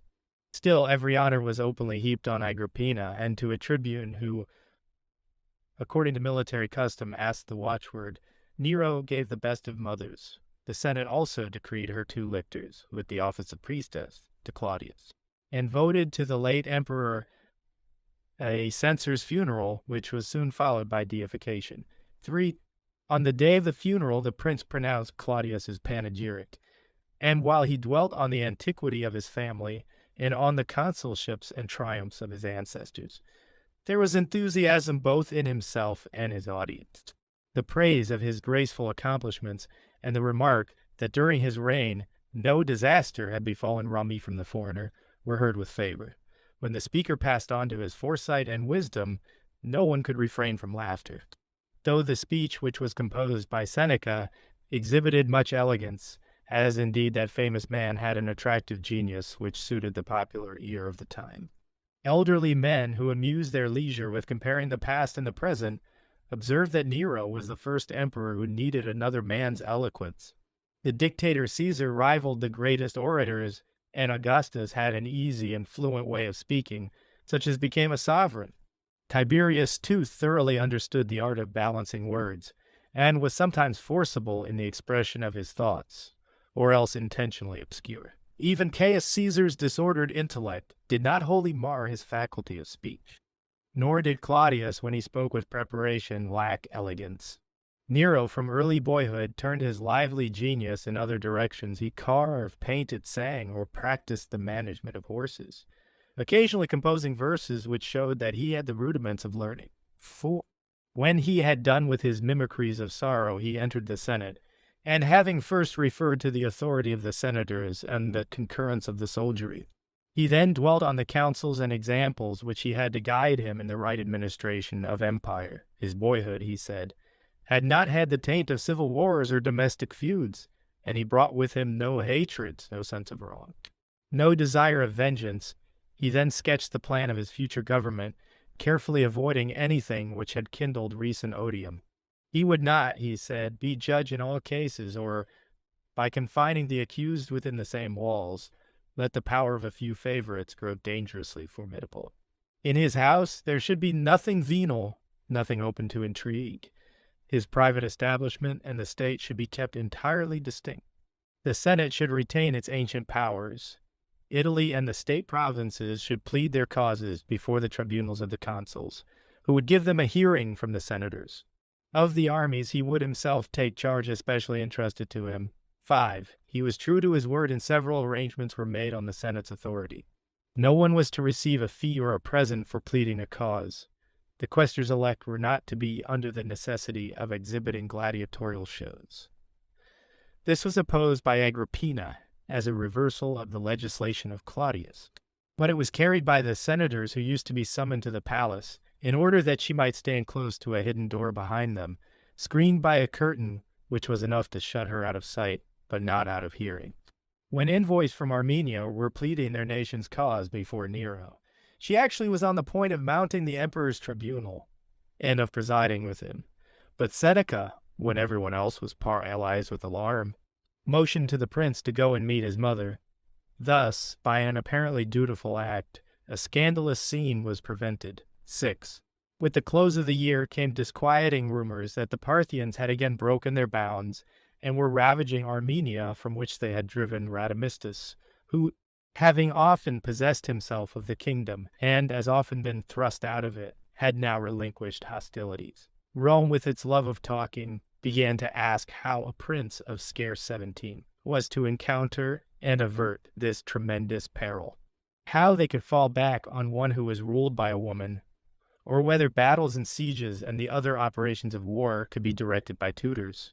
Some, on the contrary, argued that this was better than it would have been had Claudius, in his feeble and spiritless old age, when he would certainly have yielded to the bidding of slaves, been summoned to the hardships of a campaign. Burrus, at least, and Seneca were known to be men of very varied experience, and as for the emperor himself, how far was he really short of mature age, when Gnaeus Pompeius and Caesar Octavianus, in their 18th and 19th years respectively, bore the brunt of civil wars?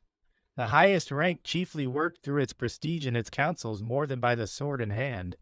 The emperor would give a plain proof, whether he was advised by good or bad friends, by putting aside all jealousy and selecting some eminent general, rather than by promoting out of favoritism a rich man backed up by interest. 7.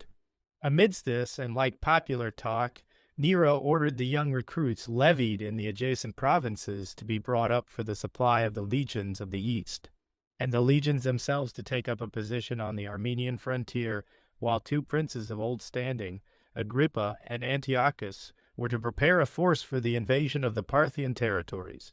The Euphrates, too, was to be spanned by bridges. Lesser Armenia was entrusted to Aristobulus, Sophene to Sohaemus, each with the ensigns of royalty. There rose up at this crisis a rival to Vologeses and his son Vardanes, and the Parthians quitted Armenia, apparently intending to defer hostilities. All this, however, was described with exaggeration to the Senate in the speeches of those members who proposed a public thanksgiving, and that, on the days of the thanksgiving, the prince should wear the triumphal robe and enter Rome in ovation. Lastly, that he should have statues on the same scale as those of Mars the Avenger, and in the same temple. To their habitual flattery was added a real joy at his having appointed Domitius Corbulo to secure Armenia, thus opening, as it seemed, a field to merit. The armies of the East were so divided that half the auxiliaries and 2 legions were to remain in the province of Syria, under its governor Quadratus Amitius, while Corbulo was to have an equal number of citizen and allied troops, together with the auxiliary infantry and cavalry, which were in winter quarters in Cappadocia. The Confederate kings were instructed to obey orders just as the war might require, but they had especially strong liking for Corbulo, that general. With a view to the prestige which in a new enterprise is supremely powerful, speedily accomplished his march, and at Egigi, a city of Cilicia, met Quadratus, who had advanced to the place under an apprehension that, should Corbulo once enter Armenia to take command of the army, he would draw all eyes on himself by his noble stature and his imposing eloquence, and the impression he would make, not only by his wisdom and experience, but also by the mere display of showy attributes. 9. Meantime, both sent messages to King Vologeses, advising him to choose peace rather than war, and to give hostages and so continue the habitual reverence of his ancestors towards the people of Rome. Vologeses, wishing to prepare for war at an advantage, or to rid himself of suspected rivals under the name of hostages, delivered up some of the noblest of the Arsacids. A centurion, Instius, sent perhaps by Omidius on some previous occasion, received them after an interview with the king. Corbulo, on knowing this, ordered Arius Varus, commander of cohort, to go and take the hostages. Hence arose a quarrel between the commander and the centurion, and to stop such a scene before foreigners, the decision of the matter was left to the hostages and to the envoys who conducted them. They preferred Corbulo for his recent renown and from a liking which even enemies felt for him. Then there was a feud between the 2 generals. Omidius complained that he was robbed of what his prudence had achieved, while Corbulo, on the other hand, appealed to the fact that Vologeses had not brought himself to offer hostages till his own appointment to the conduct of the war turned the king's hopes into fears. Nero to compose their differences, directed the issue of a proclamation that for the successes of Quadratus and Corbulo, the laurel was to be added to the imperial fasces. I have closely connected these events, though they extend into another consulship. 10. The emperor in the same year asked the Senate for a statue to his father Domitius, and also that the consular decorations might be conferred on Asconius Lodeo, who had been his guardian. Statues to himself of solid gold and silver he forbade. In opposition to offers made, and although the Senate passed a vote that the year should begin with the month of December, in which he was born, he retained for its commencement the old sacred associations of the 1st of January. Nor would he allow the prosecution of Carina Celer, a senator whom a slave accused, or of Julius Densus, a knight, whose partiality for Britannicus was construed into a crime. 11. In the year of his consulship with Lucius Antistius, when the magistrates were swearing obedience to imperial legislation, he forbade his colleague to extend the oath to his own enactments, for which he was warmly praised by the senators, in the hope that his youthful spirit elated with the glory won by trifles, would follow on to nobler aspirations. Then came an act of mercy to Plautius Lateranus, who had been degraded from his rank for adultery with Messalina, and whom he now restored, assuring them of his clemency in a number of speeches which Seneca, to show the purity of his teaching or to display his genius, published to the world by the emperor's mouth. 12. Meanwhile, the mother's influence was gradually weakened. As Nero fell in love with a freedwoman, Acta by name, and took into his confidence Otho and Claudius Senecio, two young men of fashion, the first of whom was descended from a family of consular rank, while Senecio's father was one of the emperor's freedmen. Without the mother's knowledge, then in spite of her opposition, they had crept into his favor by debaucheries and equivocal secrets, and even the prince's older friends did not thwart him. For here was a girl who, without harm to anyone, gratified his desire when he loathed his wife Octavia, high-born as she was, and of approved virtue, either from some fatality or because vice is overpoweringly attractive. It was feared, too, that he might rush into outrages on noble ladies, were he debarred from this indulgence. 13. Agrippina, however, raved with a woman's fury about having a freedwoman for a rival, a slave girl for a daughter-in-law, with like expressions. Nor would she wait till her son repented or wearied of his passion.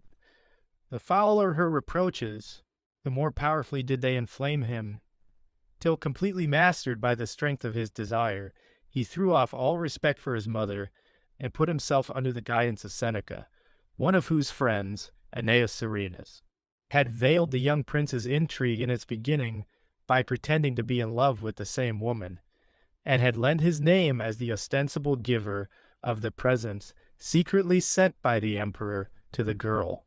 Then Agrippina, changing her tactics, plied the lad with various blandishments, and even offered the seclusion of her chamber for the concealment of indulgences which youth in the highest rank might claim. She went further.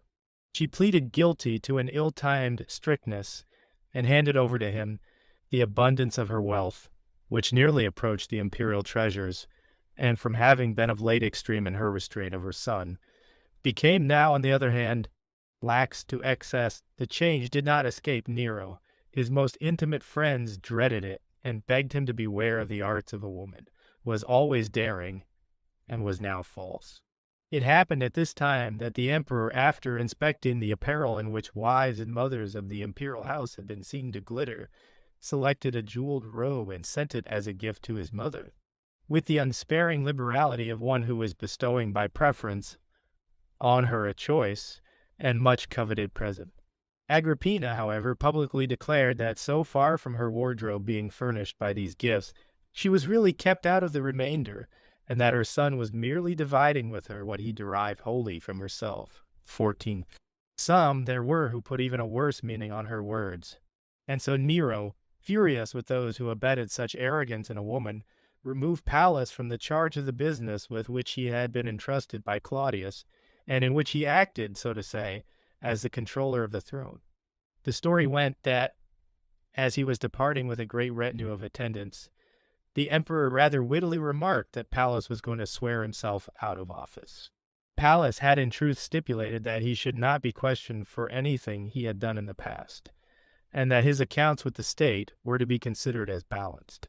Thereupon, with instant fury, Agrippina rushed into frightful menaces, sparing not the prince's ears her solemn protest that Britannicus was now of full age, he who was the true and worthy heir of his father's sovereignty, which a son, by mere admission and adoption, was abusing in outrages on his mother.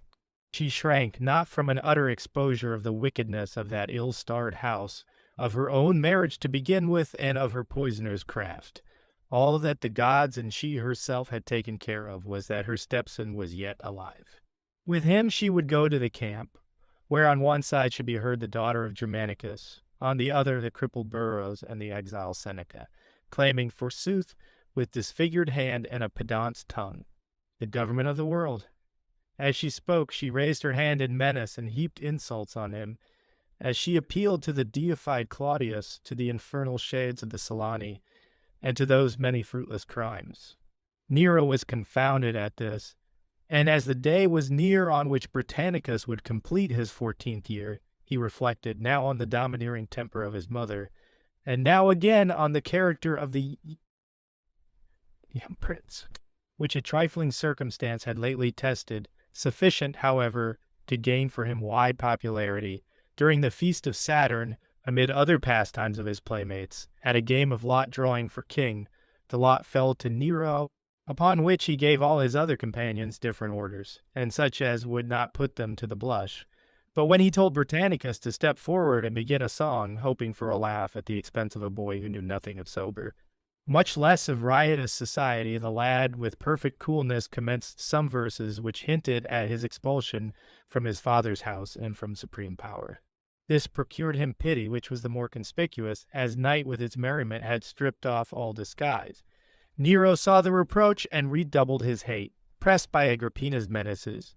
Having no charge against his brother and not daring openly to order his murder, he meditated a secret device and directed poison to be prepared through the agency of Julius Pollio, tribune of one of the Praetorian cohorts, who had in his custody a woman under sentence for poisoning, Locusta by name, with a vast reputation for crime.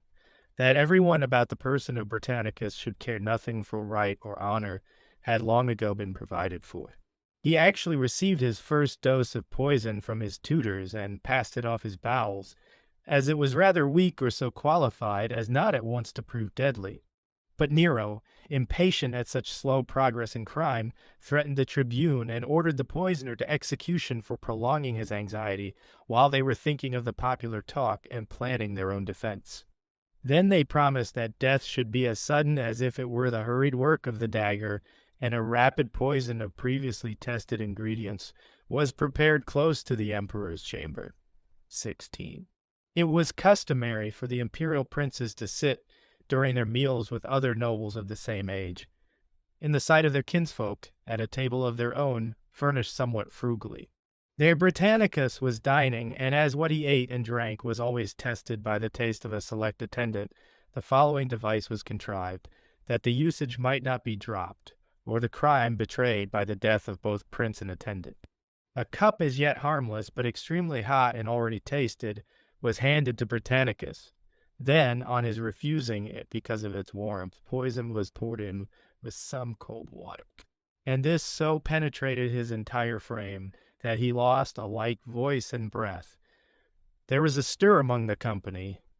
Some, taken by surprise, ran hither and thither, while those whose discernment was keener remained motionless, with their eyes fixed on Nero, who, as he still reclined in seeming unconsciousness, said that this was a common occurrence from a periodical epilepsy with which Britannicus had been afflicted from his earliest infancy, and that his sight and senses would gradually return.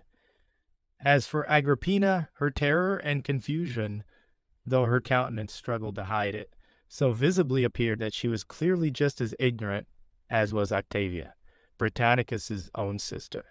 She saw, in fact, that she was robbed of her only remaining refuge, and that here was a precedent for parricide. Even Octavia, notwithstanding her youthful inexperience, had learnt to hide her grief, her affection, and indeed every emotion. 17. And so after a brief pause, the company resumed its mirth. One and the same night witnessed Britannicus's death and funeral, preparations having been already made for his obsequies, which were on a humble scale. He was, however, buried in the Campus Marius, amid storms so violent that, in the popular belief, they portended the wrath of heaven against a crime which many were even inclined to forgive when they remembered the immemorial feuds of brothers and the impossibility of a divided throne.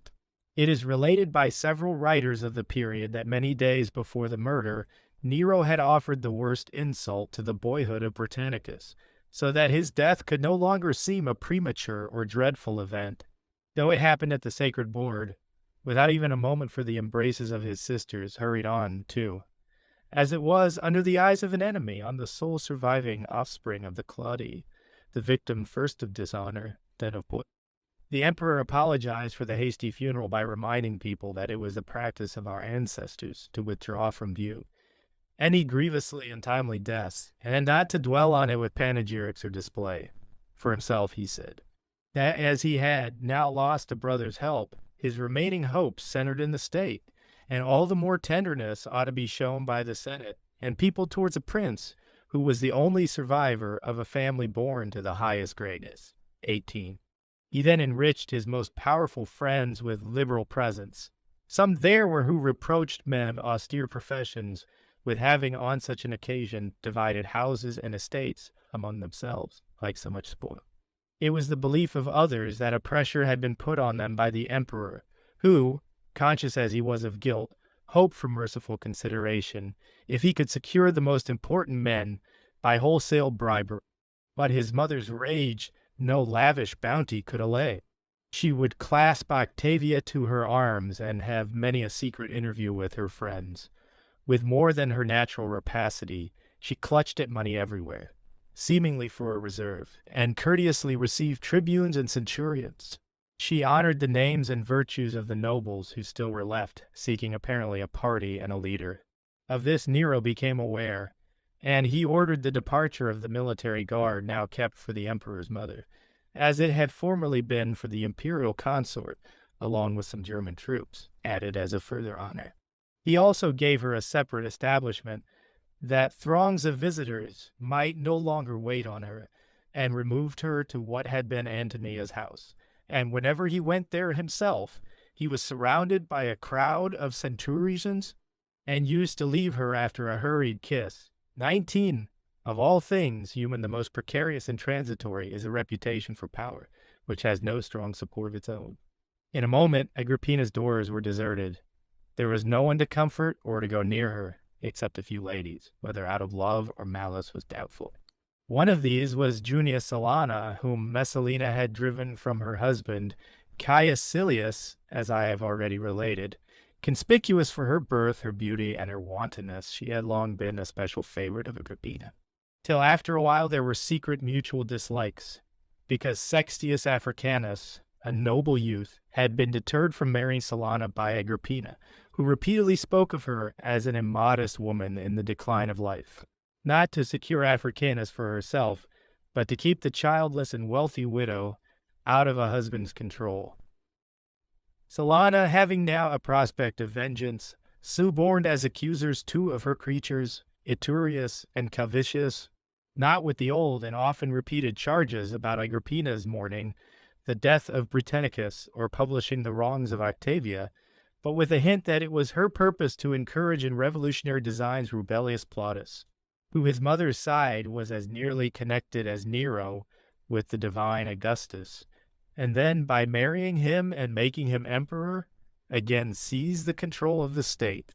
All this Iturius and Calvisius divulged to Artemidas, a freedman of Domitia, Nero's aunt, exulting in the opportunity, for Agrippina and Domitia were in bitter rivalry. Artemidas urged Paris, who was himself also a freedman of Domitia, to go at once and put the charge in the most dreadful form. 20.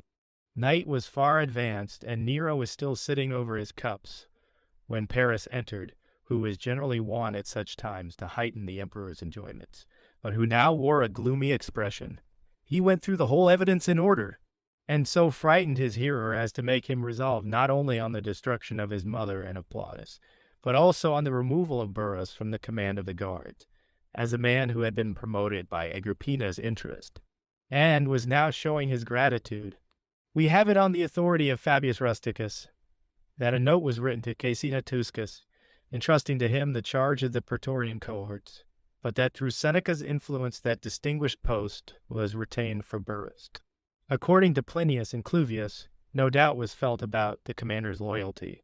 Fabius certainly inclines to the praise of Seneca, through whose friendship he rose to honor, proposing as I do to follow the consentient testimony of historians. I shall give the differences in their narratives under the writers' names. Nero, in his bewilderment and impatience to destroy his mother, could not be put off till Burrus answered for her death. Should she be convicted of the crime, but anyone, he said, much more apparent must be allowed a defense. Accusers there were none forthcoming. They had before them only the word of a single person from an enemy's house, and this the night with its darkness and prolonged festivity and everything savoring of recklessness and folly, was enough to refute. 21. Having thus allayed the prince's fears, They went at daybreak to Agrippina, that she might know the charges against her, and either rebut them or suffer the penalty. Burrus fulfilled his instructions in Seneca's presence, and some of the freedmen were present to witness the interview. Then Burrus, when he had fully explained the charges with the author's name, assumed an air of menace. Instantly Agrippina, calling up all her high spirit, exclaimed, "I wonder not that Salona, who has never borne offspring, knows nothing of a mother's feelings. Parents do not change their children as lightly as a shameless woman does her paramours. And if Iturius and Calvisius, after having wasted their whole fortunes, are now, as their last resource, repaying an old hag for their hire by undertaking to be informers, it does not follow that I am to incur the infamy of plotting a son's murder, or that a Caesar is to have the consciousness of like guilt. As for Domitia's enmity, I should be thankful for it, were she to vie with me in goodwill towards my Nero. Now, through her paramour Atamitus and the actor Paris, she is, so to say, concocting a drama for the stage. She at her Baiae was increasing the magnificence of her fish ponds when I was planning in my councils his adoption with a proconsul's powers and a consul-elect's rank, and every other step to empire. Only let the man come forward who can charge me with having tampered with the praetorian cohorts in the capital, with having sapped the loyalty of the provinces, or in a word, with having bribed slaves and freedmen into any wickedness. Could I have lived with Britannicus in the possession of power? And if Plautus or any other were to become master of the state, so as to sit in judgment on me, accusers, forsooth, would not be forthcoming, to charge me not merely with a few incautious expressions prompted by the eagerness of affection, but with guilt from which a son alone could absolve me. There was profound excitement among those present, and they even tried to soothe her agitation, but she insisted on an interview with her son. Then, instead of pleading her innocence, as though she lacked confidence, or her claims on him by way of reproach, she obtained vengeance on her accusers and rewards for her friends. 22. The superintendence of the corn supply was given to Phanius Rufus, the direction of the games which the emperor was preparing, to Aruncius Stella, and the province of Egypt to Caius Balbillus. Syria was to be assigned to Publius Antius, but he was soon put off by various artifices, and finally detained at Rome. Salona was banished, Calvisius and Iturius exiled for a time, Adamitus was capitally punished, while Paris was too serviceable to the emperor's profligacy to allow of his suffering any penalty. Plautus, for the present, was silently passed over. 23. Next, Pallas and Burrus were accused of having conspired to raise Cornelius Sulla to the throne because of his noble birth in connection with Claudius, whose son-in-law he was by his marriage with Antonia. The promoter of the prosecution was one Paetus, who had become notorious by frequent purchases of property confiscated to the exchequer, and was now convicted clearly of imposture. But the proved innocence of Pallas did not please men so much, as his arrogance offended them. When his freedmen, his alleged accomplices, were called, he replied that at home he signified his wishes only by a nod or a gesture, or if further explanation was required, he used writing, so as not to degrade his voice in such company. Burrus, though accused, gave his verdict as one of the judges. The prosecutor was sentenced to exile, and the account books in which he was reviving forgotten claims of the exchequer were burnt. 24. At the end of the year, the cohort usually on guard during the games was withdrawn, that there might be a greater show of freedom, that the soldiery too might be less demoralized when no longer in contact with the license of the theater, and that it might be proved whether the populace, in the absence of a guard, would maintain their self-control. The emperor, on the advice of the augurs, purified Rome by illustration, as the temples of Jupiter and Minerva had been struck by lightning. 25. In the consulship of Quintus Volusius and Publius Scipio, there was peace abroad, but a disgusting licentiousness at home on the part of Nero, who, in a slave's disguise, so as to be unrecognized, would wander through the streets of Rome to brothels and taverns with comrades, who seized on goods exposed for sale and inflicted wounds on any whom they encountered, some of these last knowing him so little that he even received blows himself, and showed the marks of them in his face. When it was notorious that the emperor was the assailant, and the insults on men and women of distinction were multiplied. Other persons, too, on the strength of a license once granted under Nero's name, ventured with impunity on the same practices, and had gangs of their own, till night presented the scenes of a captured city. Julius Montanus, a senator, but one who had not yet held any office, happened to encounter the prince in the darkness, and because he fiercely repulsed his attack, and then, on recognizing him, begged for mercy, as though this was a reproach, forced to destroy himself. Nero was for the future more timid, and surrounded himself with soldiers and a number of gladiators, who, when a fray began on a small scale and seemed a private affair, were to let it alone. But if the injured persons resisted stoutly, they rushed in with their swords. He also turned the license of the games and the enthusiasm for the actors into something like a battle by the impunity he allowed, and the rewards he offered, and especially by looking on himself, sometimes concealed, but often in public view, till, with the people at strife and the fear of a worse commotion, the only remedy which could be devised was the expulsion of the offending actors from Italy, and the presence once more of the soldiery in the theater. 26. During the same time, there was a discussion in the Senate on the misconduct of the freedmen class, and a strong demand was made that, as a check on the undeserving, patrons should have the right of revoking freedom. There were several who supported this, but the consuls did not venture to put the motion without the emperor's knowledge, though they recorded the Senate's general opinion to see whether he would sanction the arrangement. Considering that only a few were opposed to it, while some loudly complained that the irreverent spirit which freedom had fostered had broken into such excess, that freedmen would ask their patrons' advice as to whether they should treat them with violence or as legally their equals, and would actually threaten them with blows, at the same time recommending them not to punish. What right, it was asked, was conceded to an injured patron, but that of temporarily banishing the freedman 100 miles off to the shores of Campania? In everything else, legal proceedings were equal, and the same for both. Some weapon ought to be given to the patrons which could not be despised. It would be no grievance for the enfranchised to have to keep their freedom by the same respectful behavior which had procured it for them. But as for notorious offenders, they deserved to be dragged back into slavery, that fear might be a restraint where kindness had had no effect. 27. It was argued in reply that, though the guilt of a few ought to be the ruin of the men themselves, there should be no diminution of the rights of the entire class. For it was, they contended, a widely diffused body. From it, the city tribes, the various public functionaries, the establishments of the magistrates and priests, were for the most part supplied, as well as the cohorts of the city guard.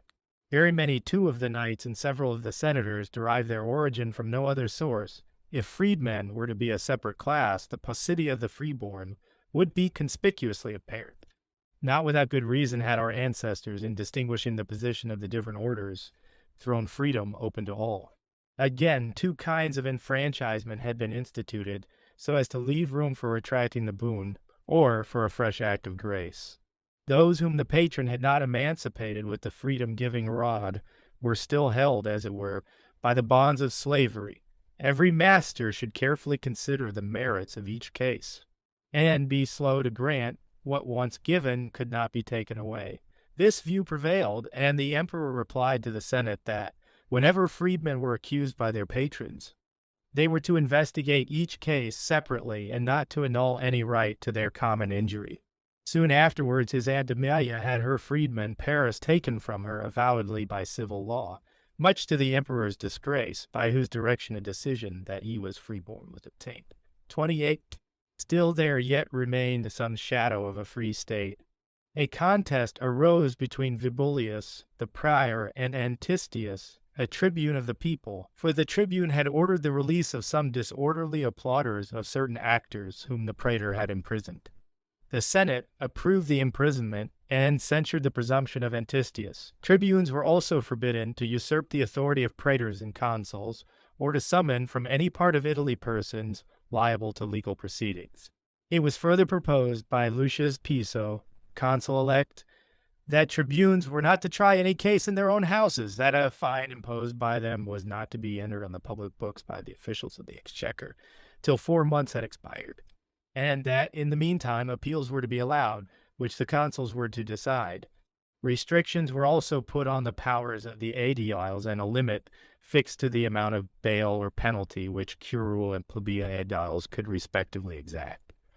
On this, Helvidius Priscus, a tribune of the people, followed up a personal quarrel he had with Obultronius Sabinus, one of the officials of the exchequer, by insinuating that he stretched his right of confiscation with merciless rigor against the poor. The emperor then transferred the charge of the public accounts from these officers to the commissioners. 29. The arrangement of this business had been variously and frequently altered. Augustus allowed the Senate to appoint commissioners. Then, when corrupt practices were suspected in the voting, men were chosen by lot for the office out of the whole number of praetors. This did not last long, as the lot strayed away to unfit persons. Claudius then again appointed quaestors, and that they might not be too lax in their duties from fear of offending, he promised them promotion out of the usual course. But what they lacked was the firmness of mature age, entering, as they did, on this office as their first step. And so Nero appointed ex-praetors of approved competency. 30. During the same consulship, Vipsanius Laenas was condemned for rapacity in his administration of the province of Sardinia. Cestius Proculus was acquitted of extortion, his accusers dropping the charge. Claudius Quirinalis having, when in command of the crews at Ravenna, caused grievous distress to Italy by his profligacy and cruelty, just as if it were the most contemptible of countries, forestalled his doom by poison. Caninius Rebilus, one of the first men in legal knowledge and vastness of wealth, escaped the miseries of an old age of broken health by letting the blood trickle from his veins, though men did not credit him with sufficient resolution for a self-inflicted death. Because of his infamous effeminacy, Lucius Volusius, on the other hand, died with a glorious name. There was his long life of 93 years, his conspicuous wealth honorably acquired, and his wise avoidance of the malignity of so many emperors. 31. During Nero's second consulship with Lucius Piso for his colleague, little occurred deserving mention, unless one were to take pleasure in filling volumes with the praise of the foundations and timber work on which the emperor piled the immense amphitheater in the field of Mars. But we have learnt that it suits the dignity of the Roman people to reserve history for great achievements and to leave such details to the city's daily register. I may mention that the colonies of Nuceria and Capua were strengthened by an addition of veterans. To every member of the city populace, 400 sesterces were given, and 40 million paid into the exchequer to maintain the credit of the citizens. A tax also of 4%. On the sale of slaves was remitted an apparent more than a real boon, for as the seller was ordered to pay it, purchasers found that it was added as part of the price. The emperor by an edict forbade any magistrate or procurator in the government of a province to exhibit a show of gladiators or of wild beasts, or indeed any other public entertainment.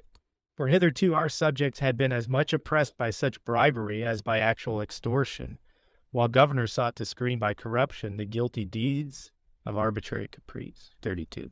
The Senate next passed a decree providing alike for punishment and safety. If a master were murdered by his slaves, all those who were enfranchised by his will and lived under the same roof were to suffer the capital punishment with his other slaves. Lucius Varius, an ex-consul who had been crushed in the past under charges of extortion, was restored to his rank as a senator. Pomponia Graecina, a distinguished lady, wife of the Plautius who returned from Britain with an ovation, was accused of some foreign superstition and handed over to her husband's judicial decision. Following ancient precedent, he heard his wife's cause in the presence of kinsfolk, involving as it did her legal status and character, and he reported that she was innocent. This Pomponia lived a long life of unbroken melancholy.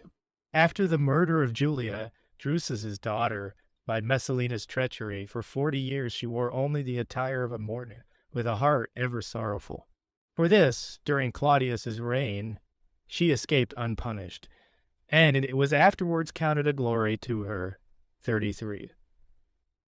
The same year saw many impeached. One of these, Publius Celer, prosecuted by the province of Asia, the emperor could not acquit, and so he put off the case till the man died of old age.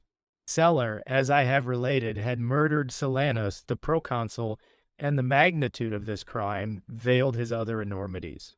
Cassius Capito was accused by the people of Cilicia. He was a man stained with the foulest guilt, and had actually imagined that his audacious wickedness had the same rights in a province as he had claimed for it at Rome. But he had to confront a determined prosecution, and at last abandoned his defense. Appius Marcellus, from whom Lycia demanded compensation, was so powerfully supported by corrupt influence that some of his accusers were punished with exile, as though they had imperiled an innocent man. 34. Nero entered on his third consulship with Valerius Messala, whose great-grandfather, the orator Corvinus, was still remembered by a few old men as having been the colleague of the divine Augustus, Nero's great-grandfather, in the same office.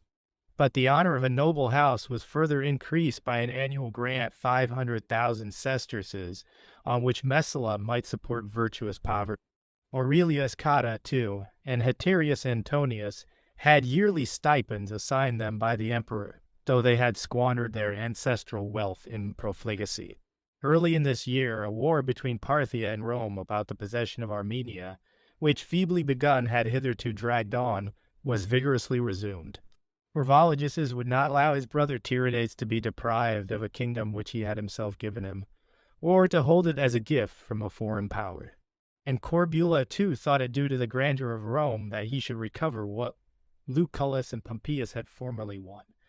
Besides, the Armenians in the fluctuations of their allegiance sought the armed protection of both empires, though by their country's position, by resemblance of manners, and by the ties of intermarriage, they were more connected with the Parthians, to whose subjection, in their ignorance of freedom, they rather inclined. 35. Corbulo, however, had more to struggle against in the supineness of his soldiers than in the treachery of the enemy. His legions indeed transferred, as they had been, from Syria and demoralized by a long peace, endured most impatiently the duties of a Roman camp. It was well known that that army contained veterans who had never been on picket duty or on night guard, to whom the rampart and the fosse were new and strange sights, men without helmets or breastplates, sleek money-making traders who had served all their time in towns. Corbulo, having discharged all who were old or in ill health, sought to supply their places, and levies were held in Galatia and Cappadocia. And to these were added a legion from Germany, with its auxiliary cavalry and light infantry. The entire army was kept under canvas, though the winter was so severe that the ground, covered as it was with ice, did not yield a place for the tents without being dug up. Many of the men had their limbs frostbitten through the intensity of the cold, and some perished on guard. A soldier was observed whose hands mortified as he was carrying a bundle of wood, so that sticking to their burden they dropped off from his arms, now mere stumps. The general, lightly clad, with head uncovered, was continually with his men on the march, amid their labors. He had praise for the brave, comfort for the feeble, and was a good example to all. And then, as many shrank from the rigor of the climate and of the service, and deserted, he sought a remedy in strictness of discipline. Not, as in other armies, was a first or second offense condoned, but the soldier who had quitted his colors instantly paid the penalty with his life. This was shown by experience to be a wholesome measure, better than mercy, for there were fewer desertions in that camp than in those in which leniency was habitual. 36. Meanwhile, Corbulo kept his legions within the camp till spring weather was fairly established. And having stationed his auxiliary infantry at suitable points, he directed them not to begin an engagement. The charge of these defensive positions he entrusted to Pacius Orfitus, who had held the post of a first-rank centurion. Though this officer had reported that the barbarians were heedless, and that an opportunity for success presented itself, he was instructed to keep within his entrenchments and to wait for a stronger force. But he broke the order, and on the arrival of a few cavalry squadrons from the nearest forts, who, in their inexperience, insisted on fighting, he engaged the enemy and was routed. Panic-stricken by his disaster, those who ought to have given him support returned in precipitate flight to their respective encampments. Corbulo heard of this with displeasure. He sharply censured Pacius, the officers and soldiers, and ordered them to have their quarters outside the lines. There they were kept in disgrace, and were released only on the intercession of the whole army. 37. Tiridates, meantime, who, besides his own dependencies, had the powerful aid of his brother Vologeses, ravaged Armenia, not in stealthy raids as before, but in open war, plundering all whom he thought loyal to Rome, while he eluded an action with any force which was brought against him, and thus flying hither and thither, he spread panic more widely by rumor than by arms. So Corbulo, frustrated in his prolonged efforts to bring on an engagement and compelled, like the enemy, to carry hostilities everywhere, divided his army so that his generals and officers might attack several points simultaneously. He, at the same time, instructed King Antiochus to hasten to the provinces on his frontier, as Pharasmanes, after having slain his son Radamistus as a traitor to prove his loyalty to us, was following up more keenly than ever his old feud with the Armenians. Then, for the first time, we won the friendship of the Moschi, a nation which became preeminently attached to Rome, and they overran the wilds of Armenia. Thus the intended plans of Tiridates were wholly reversed, and he sent envoys to ask on behalf of himself and of the Parthians why, when hostages had lately been given, and a friendship renewed which might open up a way to further acts of goodwill, he was thus driven from Armenia, his ancient possession. As yet, he said, Vologeses had not bestirred himself, simply because they preferred negotiation to violence. Should, however, war be persisted in, the Arsaces would not want the courage and good fortune which had already been proved more than once by disaster to Rome. Corbulo, in reply, when he was certain that Vologeses was detained by the revolt of Hyrcania, advised Tiridates to address a petition to the emperor, assuring him that he might reign securely and without bloodshed by relinquishing a prospect in the remote future for the sake of one more solid within his reach. 38. As no progress was made towards a final settlement of peace by the interchange of messages, it was at last decided to fix a time and a place for an interview between the leaders. 1,000 tro-opers, Tiridates said, would be his escort. What force of every kind was to be with Corbulo? He did not prescribe, provided they came in peaceful fashion, without breastplates and helmets. Any human being, to say nothing of an old and wary general, would have seen through the barbarians' cunning, which assigned a limited number on one side, and offered a larger on the other expressly with a treacherous intent. For, were they to be exposed to a cavalry trained in the use of arrows, with the person undefended, numbers would be unavailing. Corbulo, however, pretending not to understand this, replied that they would do better to discuss matters requiring consideration for their common good in the presence of the entire armies, and he selected a place partly consisting of gently sloping hills, suited for ranks of infantry, partly of a spreading plain where troops of cavalry could maneuver. He posted his allied infantry with the king's auxiliaries on the wings, the 6th Legion in the center, with which he had united 3,000 men of the 3rd brought up in the night from another camp with one eagle.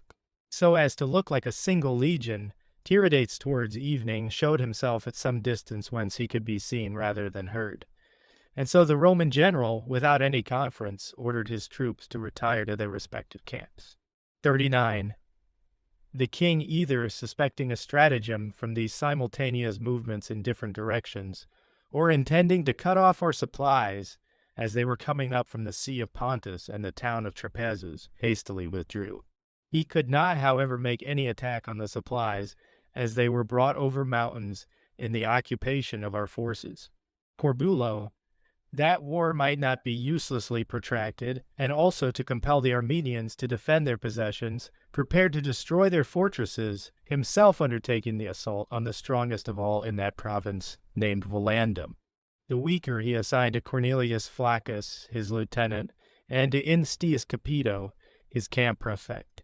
Having then surveyed the defenses and provided everything suitable for storming them, he exhorted his soldiers to strip of his home this vagabond foe who was preparing neither for peace nor for war, but who confessed his treachery and cowardice by flight, and so to secure alike glory and spoil. Then, forming his army into 4 divisions, He led one in the dense array of the testudo close up to the rampart to undermine it, while others were ordered to apply scaling ladders to the walls, and many more were to discharge brands and javelins from engines. The slingers and artillerymen had a position assigned them from which to hurl their missiles at a distance, so that with equal tumult everywhere, no support might be given from any point to such as were pressed. So impetuous were the efforts of the army that within a third part of one day the walls were stripped of their defenders, the barriers of the gates overthrown, the fortifications scaled and captured, and all the adult inhabitants massacred, without the loss of a soldier, and with but very few wounded. The non-military population were sold by auction. The rest of the booty fell to the conquerors. Corbulo's lieutenant and camp prefect met with similar success. 3 forts were stormed by them in one day, and the remainder, some from panic, others by the consent of the occupants, capitulated. This inspired them with confidence to attack the capital of the country, Artaxata. The legions, however, were not marched by the nearest route, for should they cross the river Avixes, which washes the city's walls by a bridge, they would be within missile range. They passed over at a distance, where it was broad and shallow. Meantime, Tiridates, ashamed of seeming utterly powerless by not interfering with the siege, and afraid that, in attempting to stop it, he would entangle himself and his cavalry on difficult ground, resolved finally to display his forces and either give battle on the first opportunity, or, by a pretended flight, prepare the way for some stratagem. Suddenly he threw himself on the Roman columns without, however, surprising our general, who had formed his army for fighting, as well as for marching. On the right and left flanks marched the 3rd and 6th legions. With some picked men of the 10th in the center, the baggage was secured within the lines, and the rear was guarded by 1,000 cavalry, who were ordered to resist any close attack of the enemy, but not to pursue his retreat. On the wings were the foot archers and the remainder of the cavalry, with a more extended line on the left wing along the base of some hills, so that, should the enemy penetrate the center, he might be encountered both in front and flank. Tiridates faced us in skirmishing order, but not within missile range, now threatening attack, now seemingly afraid with the view of loosening our formation and falling on isolated divisions. Finding that there was no breaking of our ranks from rashness, and that only one cavalry officer advanced too boldly, and that he, falling pierced with arrows, confirmed the rest in obedience by the warning, he retired on the approach of darkness. 41. Corbulo then encamped on the spot and considered whether he should push on his legions without their baggage to Artaxata and blockade the city, on which, he supposed, Tiridates had fallen back. When his scouts reported that the king had undertaken a long march, and that it was doubtful whether Media or Albania was its destination, he waited for daylight and then sent on his light-armed troops, which were meanwhile to hover round the walls and begin the attack from a distance. The inhabitants, however, opened the gates of their own accord and surrendered themselves and their property to the Romans.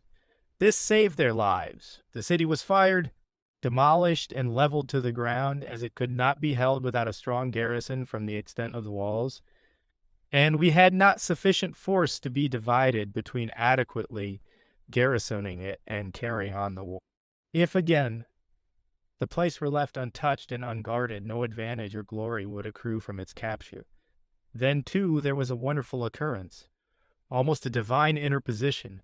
While the whole space outside the town up to its buildings was bright with sunlight, the enclosure within the walls was suddenly shrouded in a black cloud, seamed with lightning flashes, and thus the city was thought to be given up to destruction, as if heaven was wroth against it. For all this, Nero was unanimously saluted emperor, and by the Senate's decree a thanksgiving was held. Statues also, arches, and successive consulships were voted to him. And among the holy days were to be included the day on which the victory was won, that on which it was announced, and that on which the motion was brought forward. Other proposals, too, of a like kind were carried on a scale so extravagant, that Caius Cassius, after having assented to the rest of the honors, argued that if the gods were to be thanked for the bountiful favors of fortune, even a whole year would not suffice for thanksgivings, and therefore there ought to be a classification of sacred and business days, that so they might observe divine ordinances and yet not interfere with human affairs. 42. A man who had struggled with various calamities and earned the hate of many was then impeached and condemned, but not without angry feelings towards Seneca. This was Publius Suilius. He had been terrible and venal while Claudius reigned, and when times were changed, he was not so much humbled as his enemies wished, and was one who would rather seem a criminal than a suppliant. With the intent of crushing him, so men believed, a decree of the Senate was revived, along with the penalty of the Cinician law against persons who had pleaded for hire. Suilius spared not complaint or indignant remonstrance. Free-spoken because of his extreme age as well as from his insolent temper, he taunted Seneca with his savage enmity against the friends of Claudius, under whose reign he had endured a most righteously deserved exile. The man, he said, familiar as he was only with profitless studies and with the ignorance of boyhood, envied those who employed a lively and genuine eloquence in the defense of their fellow citizens. He had been Germanicus's quaestor, while Seneca had been a paramour in his house. Was it to be thought a worse offense to obtain a reward for honest service with the litigant's consent than to pollute the chambers of the imperial ladies? By what kind of wisdom or maxims of philosophy had Seneca, within 4 years of royal favor, amassed 300 million sesterces? At Rome, the wills of the childless were, so to say, caught in his snare, while Italy and the provinces were drained by a boundless usury. His own money, on the other hand, had been acquired by industry and was not excessive. He would suffer prosecutions, perils, anything indeed, rather than make an old and self-learned position of honor to bow before an upstart prosperity. 43. Persons were not wanting to report all this to Seneca, in the exact words, or with a worse sense put on it. Accusers were also found who alleged that our allies had been plundered when Suilius governed the province of Asia, and that there had been embezzlement of public monies. Then, as an entire year had been granted to them for inquiries, it seemed a shorter plan to begin with his crimes at Rome, the witnesses of which were on the spot. These men charged Suilius with having driven Quintus Pomponius by a relentless prosecution into the extremity of civil war, with having forced Julia, Drusus's daughter, and Sabina Poppaea to suicide, with having treacherously ruined Valerius Asiaticus, Lucius Saturninus, and Cornelius Lupus, in fact with the wholesale conviction of troops of Roman knights, and with all the cruelty of Claudius. His defense was that of all this he had done nothing on his own responsibility, but had simply obeyed the emperor till Nero stopped such pleadings, by stating that he had ascertained from his father's notebooks that he had never compelled the prosecution of a single person. Suilius then sheltered himself under Messalina's orders, and the defense began to collapse. Why, it was asked, was no one else chosen to put his tongue at the service of that savage harlot? We must punish the instruments of atrocious acts, when having gained the rewards of wickedness, they impute the wickedness to others. With the loss of half his property, his son and granddaughter being allowed to retain the other half, and what they had inherited under their mother's or grandmother's will being also exempted from confiscation. Suilius was banished to the Balearic Isles. Neither in the crisis of his peril nor after his condemnation did he quail in spirit. Rumor said that he supported that lonely exile by a life of ease and plenty. When the accusers attacked his son Nerolinus on the strength of men's hatred of the father and of some charges of extortion, the emperor interposed as if implying that vengeance was fully satisfied. 44. About the same time, Octavius Sagitta, a tribune of the people who was enamored to frenzy of Pontia, a married woman, bribed her by most costly presents into an intrigue, and then into abandoning her husband.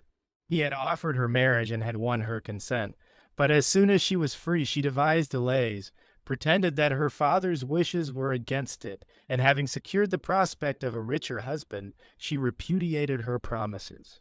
Octavius, on the other hand, now remonstrated, now threatened. His good name, he protested, was lost, his means exhausted. And as for his life, which was all that was left to him, he surrendered it to her mercy. When she spurned him, he asked the solace of one night, with which to soothe his passion, that he might set bounds to it for the future. A night was fixed, and Pontia entrusted the charge of her chamber to a female slave acquainted with her secret. Octavius, attended by one freedman, entered with a dagger concealed under his dress. Then, as usual in lovers' quarrels, there were chidings, entreaties, reproaches, excuses, and some period of the darkness was given up to passion. Then, when seemingly about to go, and she was fearing nothing, he stabbed her with the steel, and having wounded and scared away the slave girl who was hurrying to her, rushed out of the chamber. Next day the murder was notorious, and there was no question as to the murderer, for it was proved that he had passed some time with her. The freedman, however, declared the deed was his, that he had in fact avenged his patron's wrong. He had made some impression by the nobleness of his example when the slave girl recovered and revealed the truth. Octavius, when he ceased to be tribune, was prosecuted before the consuls by the father of the murdered woman, and was condemned by the sentence of the Senate under the law concerning assassins. 45. A profligacy equally notorious in that same year proved the beginning of great evils to the state. There was at Rome one Sabina Poppaea. Her father was Titus Olius, but she had assumed the name of her maternal grandfather Poppaeus Sabinus, a man of illustrious memory, and preeminently distinguished by the honors of a consulship and a triumph. As for Olius, before he attained promotion, the friendship of Sejanus was his ruin. This Poppaea had everything but a right mind. Her mother, who surpassed in personal attractions all the ladies of her day, had bequeathed to her alike fame and beauty. Her fortune adequately corresponded to the nobility of her descent. Her conversation was charming and her wit anything but dull. She professed virtue while she practiced laxity. Seldom did she appear in public, and it was always with her face partly veiled, either to disappoint men's gaze or to set off her beauty. Her character she never spared, making no distinction between a husband and a paramour, while she was never a slave to her own passion, or to that of her lover. Wherever there was a prospect of advantage, there she transferred her favor. And so, while she was living as the wife of Rufius Crispinus, a Roman knight, by whom she had a son, she was attracted by the youth and fashionable elegance of Otho, and by the fact, too, that he was reputed to have Nero's most ardent friendship. Without any delay, the intrigue was followed by marriage. 46. Otho now began to praise his wife's beauty and accomplishments to the emperor, either from a lover's thoughtlessness or to inflame Nero's passion, in the hope of adding to his own influence by the further tie which would arise out of possession of the same woman. Often, as he rose from the emperor's table, was he heard repeatedly to say that he was going to her, to the high birth and deep beauty which had fallen to his lot, to that which all men pray for, the joy of the fortunate. These and like incitements allowed but of brief delay. Once having gained admission, Poppaea won her way by artful blandishments, pretending that she could not resist her passion and that she was captivated by Nero's person. Soon, as the emperor's love grew ardent, she would change and be supercilious, and if she were detained more than 1 or 2 nights, would say again and again that she was a married woman and could not give up her husband attached as she was to Otho by a manner of life which no one equaled. His ideas and his style were grand. At a house everything worthy of the highest fortune was ever before her eyes. Nero, on the contrary, with his slave girl mistress tied down by his attachment to Acte, had derived nothing from his slavish associations but what was low and degrading. Otho was now cut off from Nero's usual familiar intercourse, and then even from interviews and from the royal suite, and at last was appointed governor of the province of Lusitania, that he might not be the emperor's rival at Rome. There he lived up to the time of the civil wars, not in the fashion of his disgraceful past, but uprightly and virtuously, a pleasure-loving man when idle, and self-restrained when in power. 47. Hitherto Nero had sought a veil for his abominations and wickedness. He was particularly suspicious of Cornelius Sulla, whose apathetic temper he interpreted as really the reverse, inferring that he was in fact an artful dissembler. Graptus, one of the emperor's freedmen, whose age and experience had made him thoroughly acquainted with the imperial household from the time of Tiberius, quickened these apprehensions by the following falsehood. The Mulvian Bridge was then a famous haunt of nightly profligacy, and Nero used to go there that he might take his pleasures more freely outside the city.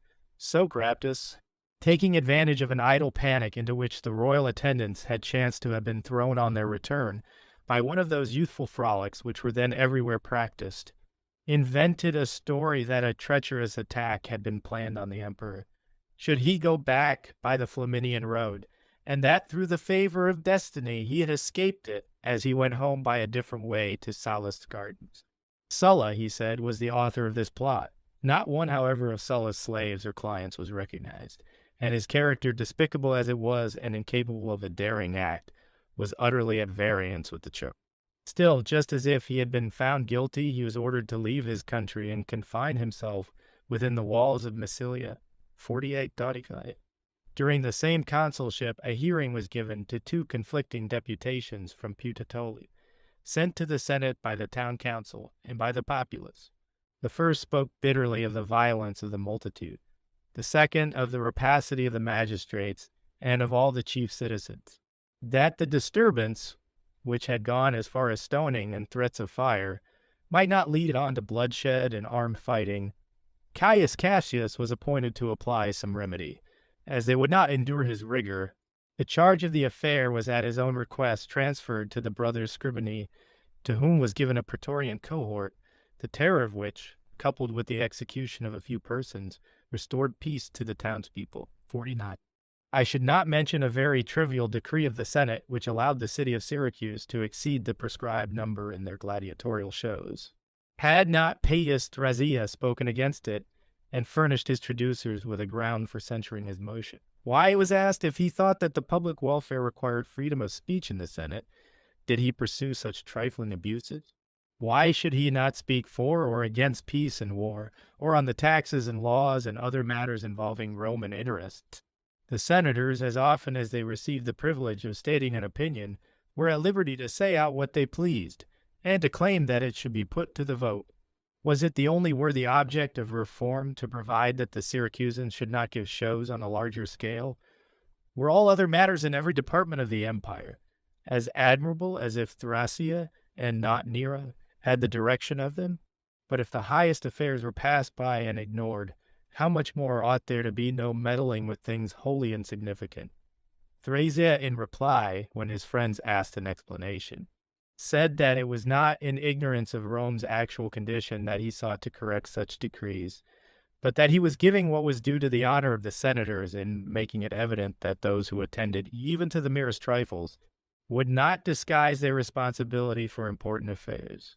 50, that same year, repeated demands on the part of the people, who denounced the excessive greed of the revenue collectors, made Nero doubt whether he should not order the repeal of all indirect taxes, and so confer a most splendid boon on the human race. But this sudden impulse was checked by the senators who, having first heartily praised the grandeur of his conception, pointed out that the dissolution of the empire must ensue if the revenues which supported the state were to be diminished, for as soon as the customs were swept away, there would follow a demand for the abolition of the direct taxes. Many companies for the collection of the indirect taxes had been formed by consuls and tribunes, when the freedom of the Roman people was still in its vigor, and arrangements were subsequently made to ensure an exact correspondence between the amount of income and the necessary disbursements. Certainly some restraint, they admitted, must be put on the cupidity of the revenue collectors, that they might not by new oppressions bring into odium what for so many years had been endured without a complaint. 51. Accordingly, the emperor issued an edict that the regulations about every branch of the public revenue, which had hitherto been kept secret, should be published, that claims which had been dropped should not be revived after a year, that the praetor at Rome, the procurator or proconsul in the provinces should give judicial precedence to all cases against the collectors, that the soldiers should retain their immunities except when they traded for profit, with other very equitable arrangements which for a short time were maintained and were subsequently disregarded. However, the repeal of the 2% and 2.5% taxes remains in force, as well as that of others bearing names invented by the collectors to cover their illegal exactions. In our transmarine provinces, the conveyance of corn was rendered less costly, and it was decided that merchant ships should not be assessed with their owner's property, and that no tax should be paid on them. 52. Two men under prosecution from Africa, in which province they had held proconsular authority, Sulpicius Camerinus and Pomponius Silvanus, were acquitted by the emperor. Camerinus had against him a few private persons who charged him with cruelty rather than with extortion. Silvanus was beset by a host of accusers who demanded time for summoning their witnesses, while the defendant insisted on being at once put on his defense. And he was successful through his wealth, his childlessness, and his old age, which he prolonged beyond the life of those by whose corrupt influence he had escaped. 53. Up to this time, everything had been quiet in Germany, from the temper of the generals, who, now that triumphal decorations had been vulgarized, hoped for greater glory by the maintenance of peace. Paulinus Pompeius and Lucius Vettius were then in command of the army. Still, to avoid keeping the soldiers in idleness, the first completed the embankment begun 63 years before by Drusus to confine the waters of the Rhine, while Vetus prepared to connect the Moselle and the Arar by a canal, so that troops crossing the sea and then conveyed on the Rhone and Arar might sail by this canal into the Moselle and the Rhine, and thence to the ocean. Thus, the difficulties of the route being removed, there would be communication for ships between the shores of the west and of the north. Aelius Gracilis, the governor of Belgica, discouraged the work by seeking to deter Vettius from bringing his legions into another man's province, and so drawing to himself the attachment of Gaul. This result, he repeatedly said, would excite the fears of the emperor, an assertion by which meritorious undertakings are often hindered. 54. Meantime, from the continued inaction of our armies, a rumor prevailed that the commanders had been deprived of the right of leading them against the enemy. Thereupon the Frisii moved up their youth to the forests and swamps, and their non-fighting population over the lakes to the river bank, and established themselves in unoccupied lands reserved for the use of our soldiers under the leadership of Aretus and Malarix, the kings of the tribe. As far as Germans are under kings, already they had settled themselves in houses, had sown the fields, and were cultivating the soil as if it had been their ancestors when Dubius Avitus, who had succeeded Paulinus in the province, by threatening them with a Roman attack if they did not retire into their old country or obtain a new territory from the emperor, constrained Veritas and Malarix to become suppliants. They went to Rome, and while they waited for Nero, who was intent on other engagements, among the sights shown to the barbarians, they were admitted into Pompey's theater, where they might behold the vastness of the Roman people. There at their leisure, for in the entertainment, ignorant as they were, they found no amusement. They asked questions about the crowd on the benches, about the distinctions of classes, who were the knights, where was the senate, till they observed some persons in a foreign dress on the seats of the senators.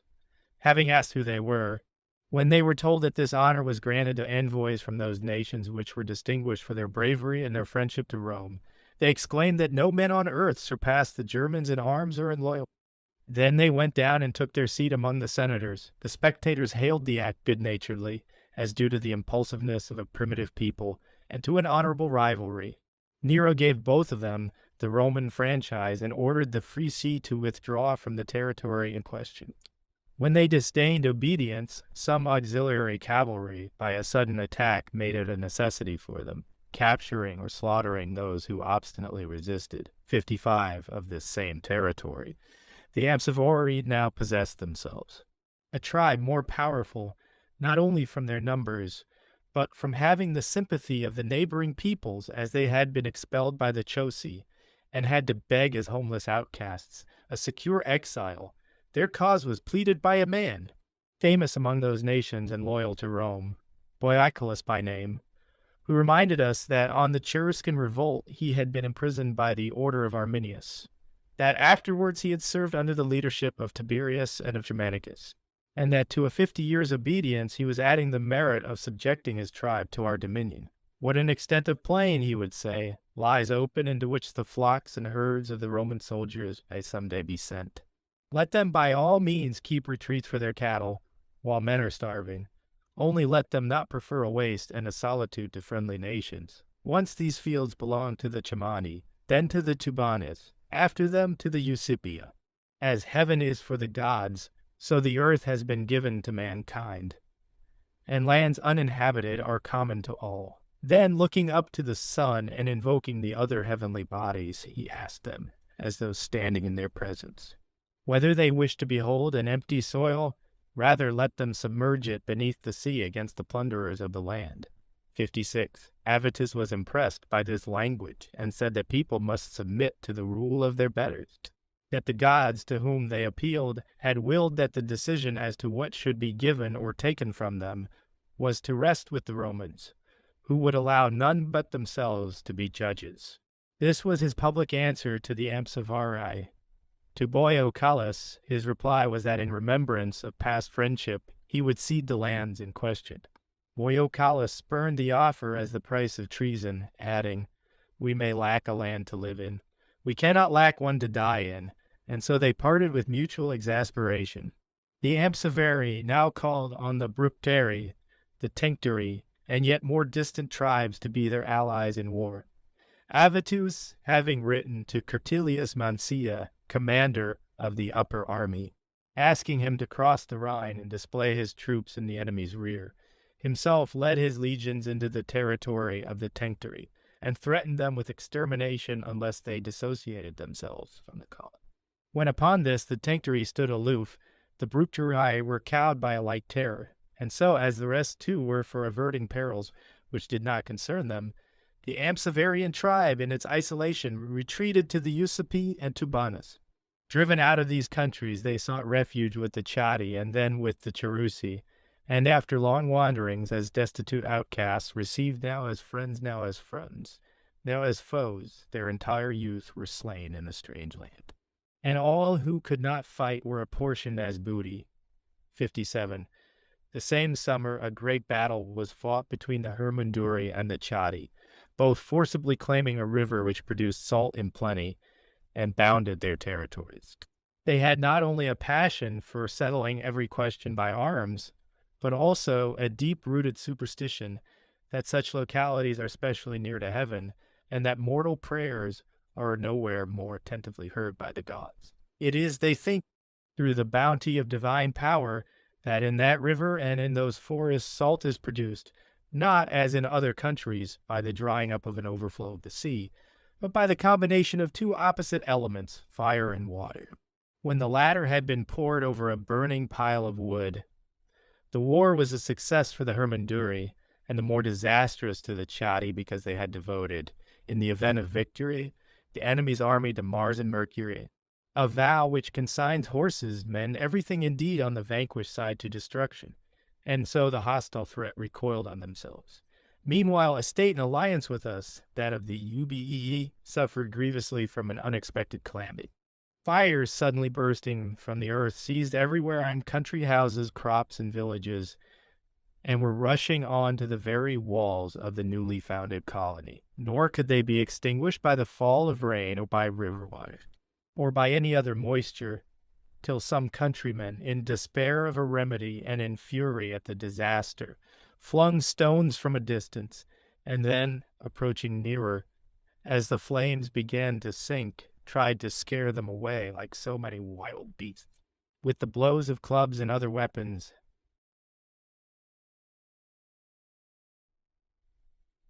At last they stripped off their clothes and threw them on the fire, which they were the more likely to quench, the more they had been soiled by common use. 58. That same year, the fact that the tree in the Comitium, which 840 years before had sheltered the infancy of Romulus and Remulus, was impaired by the decay of its boughs and by the withering of its stem, was accounted a portent, till it began to renew its life with fresh shoots,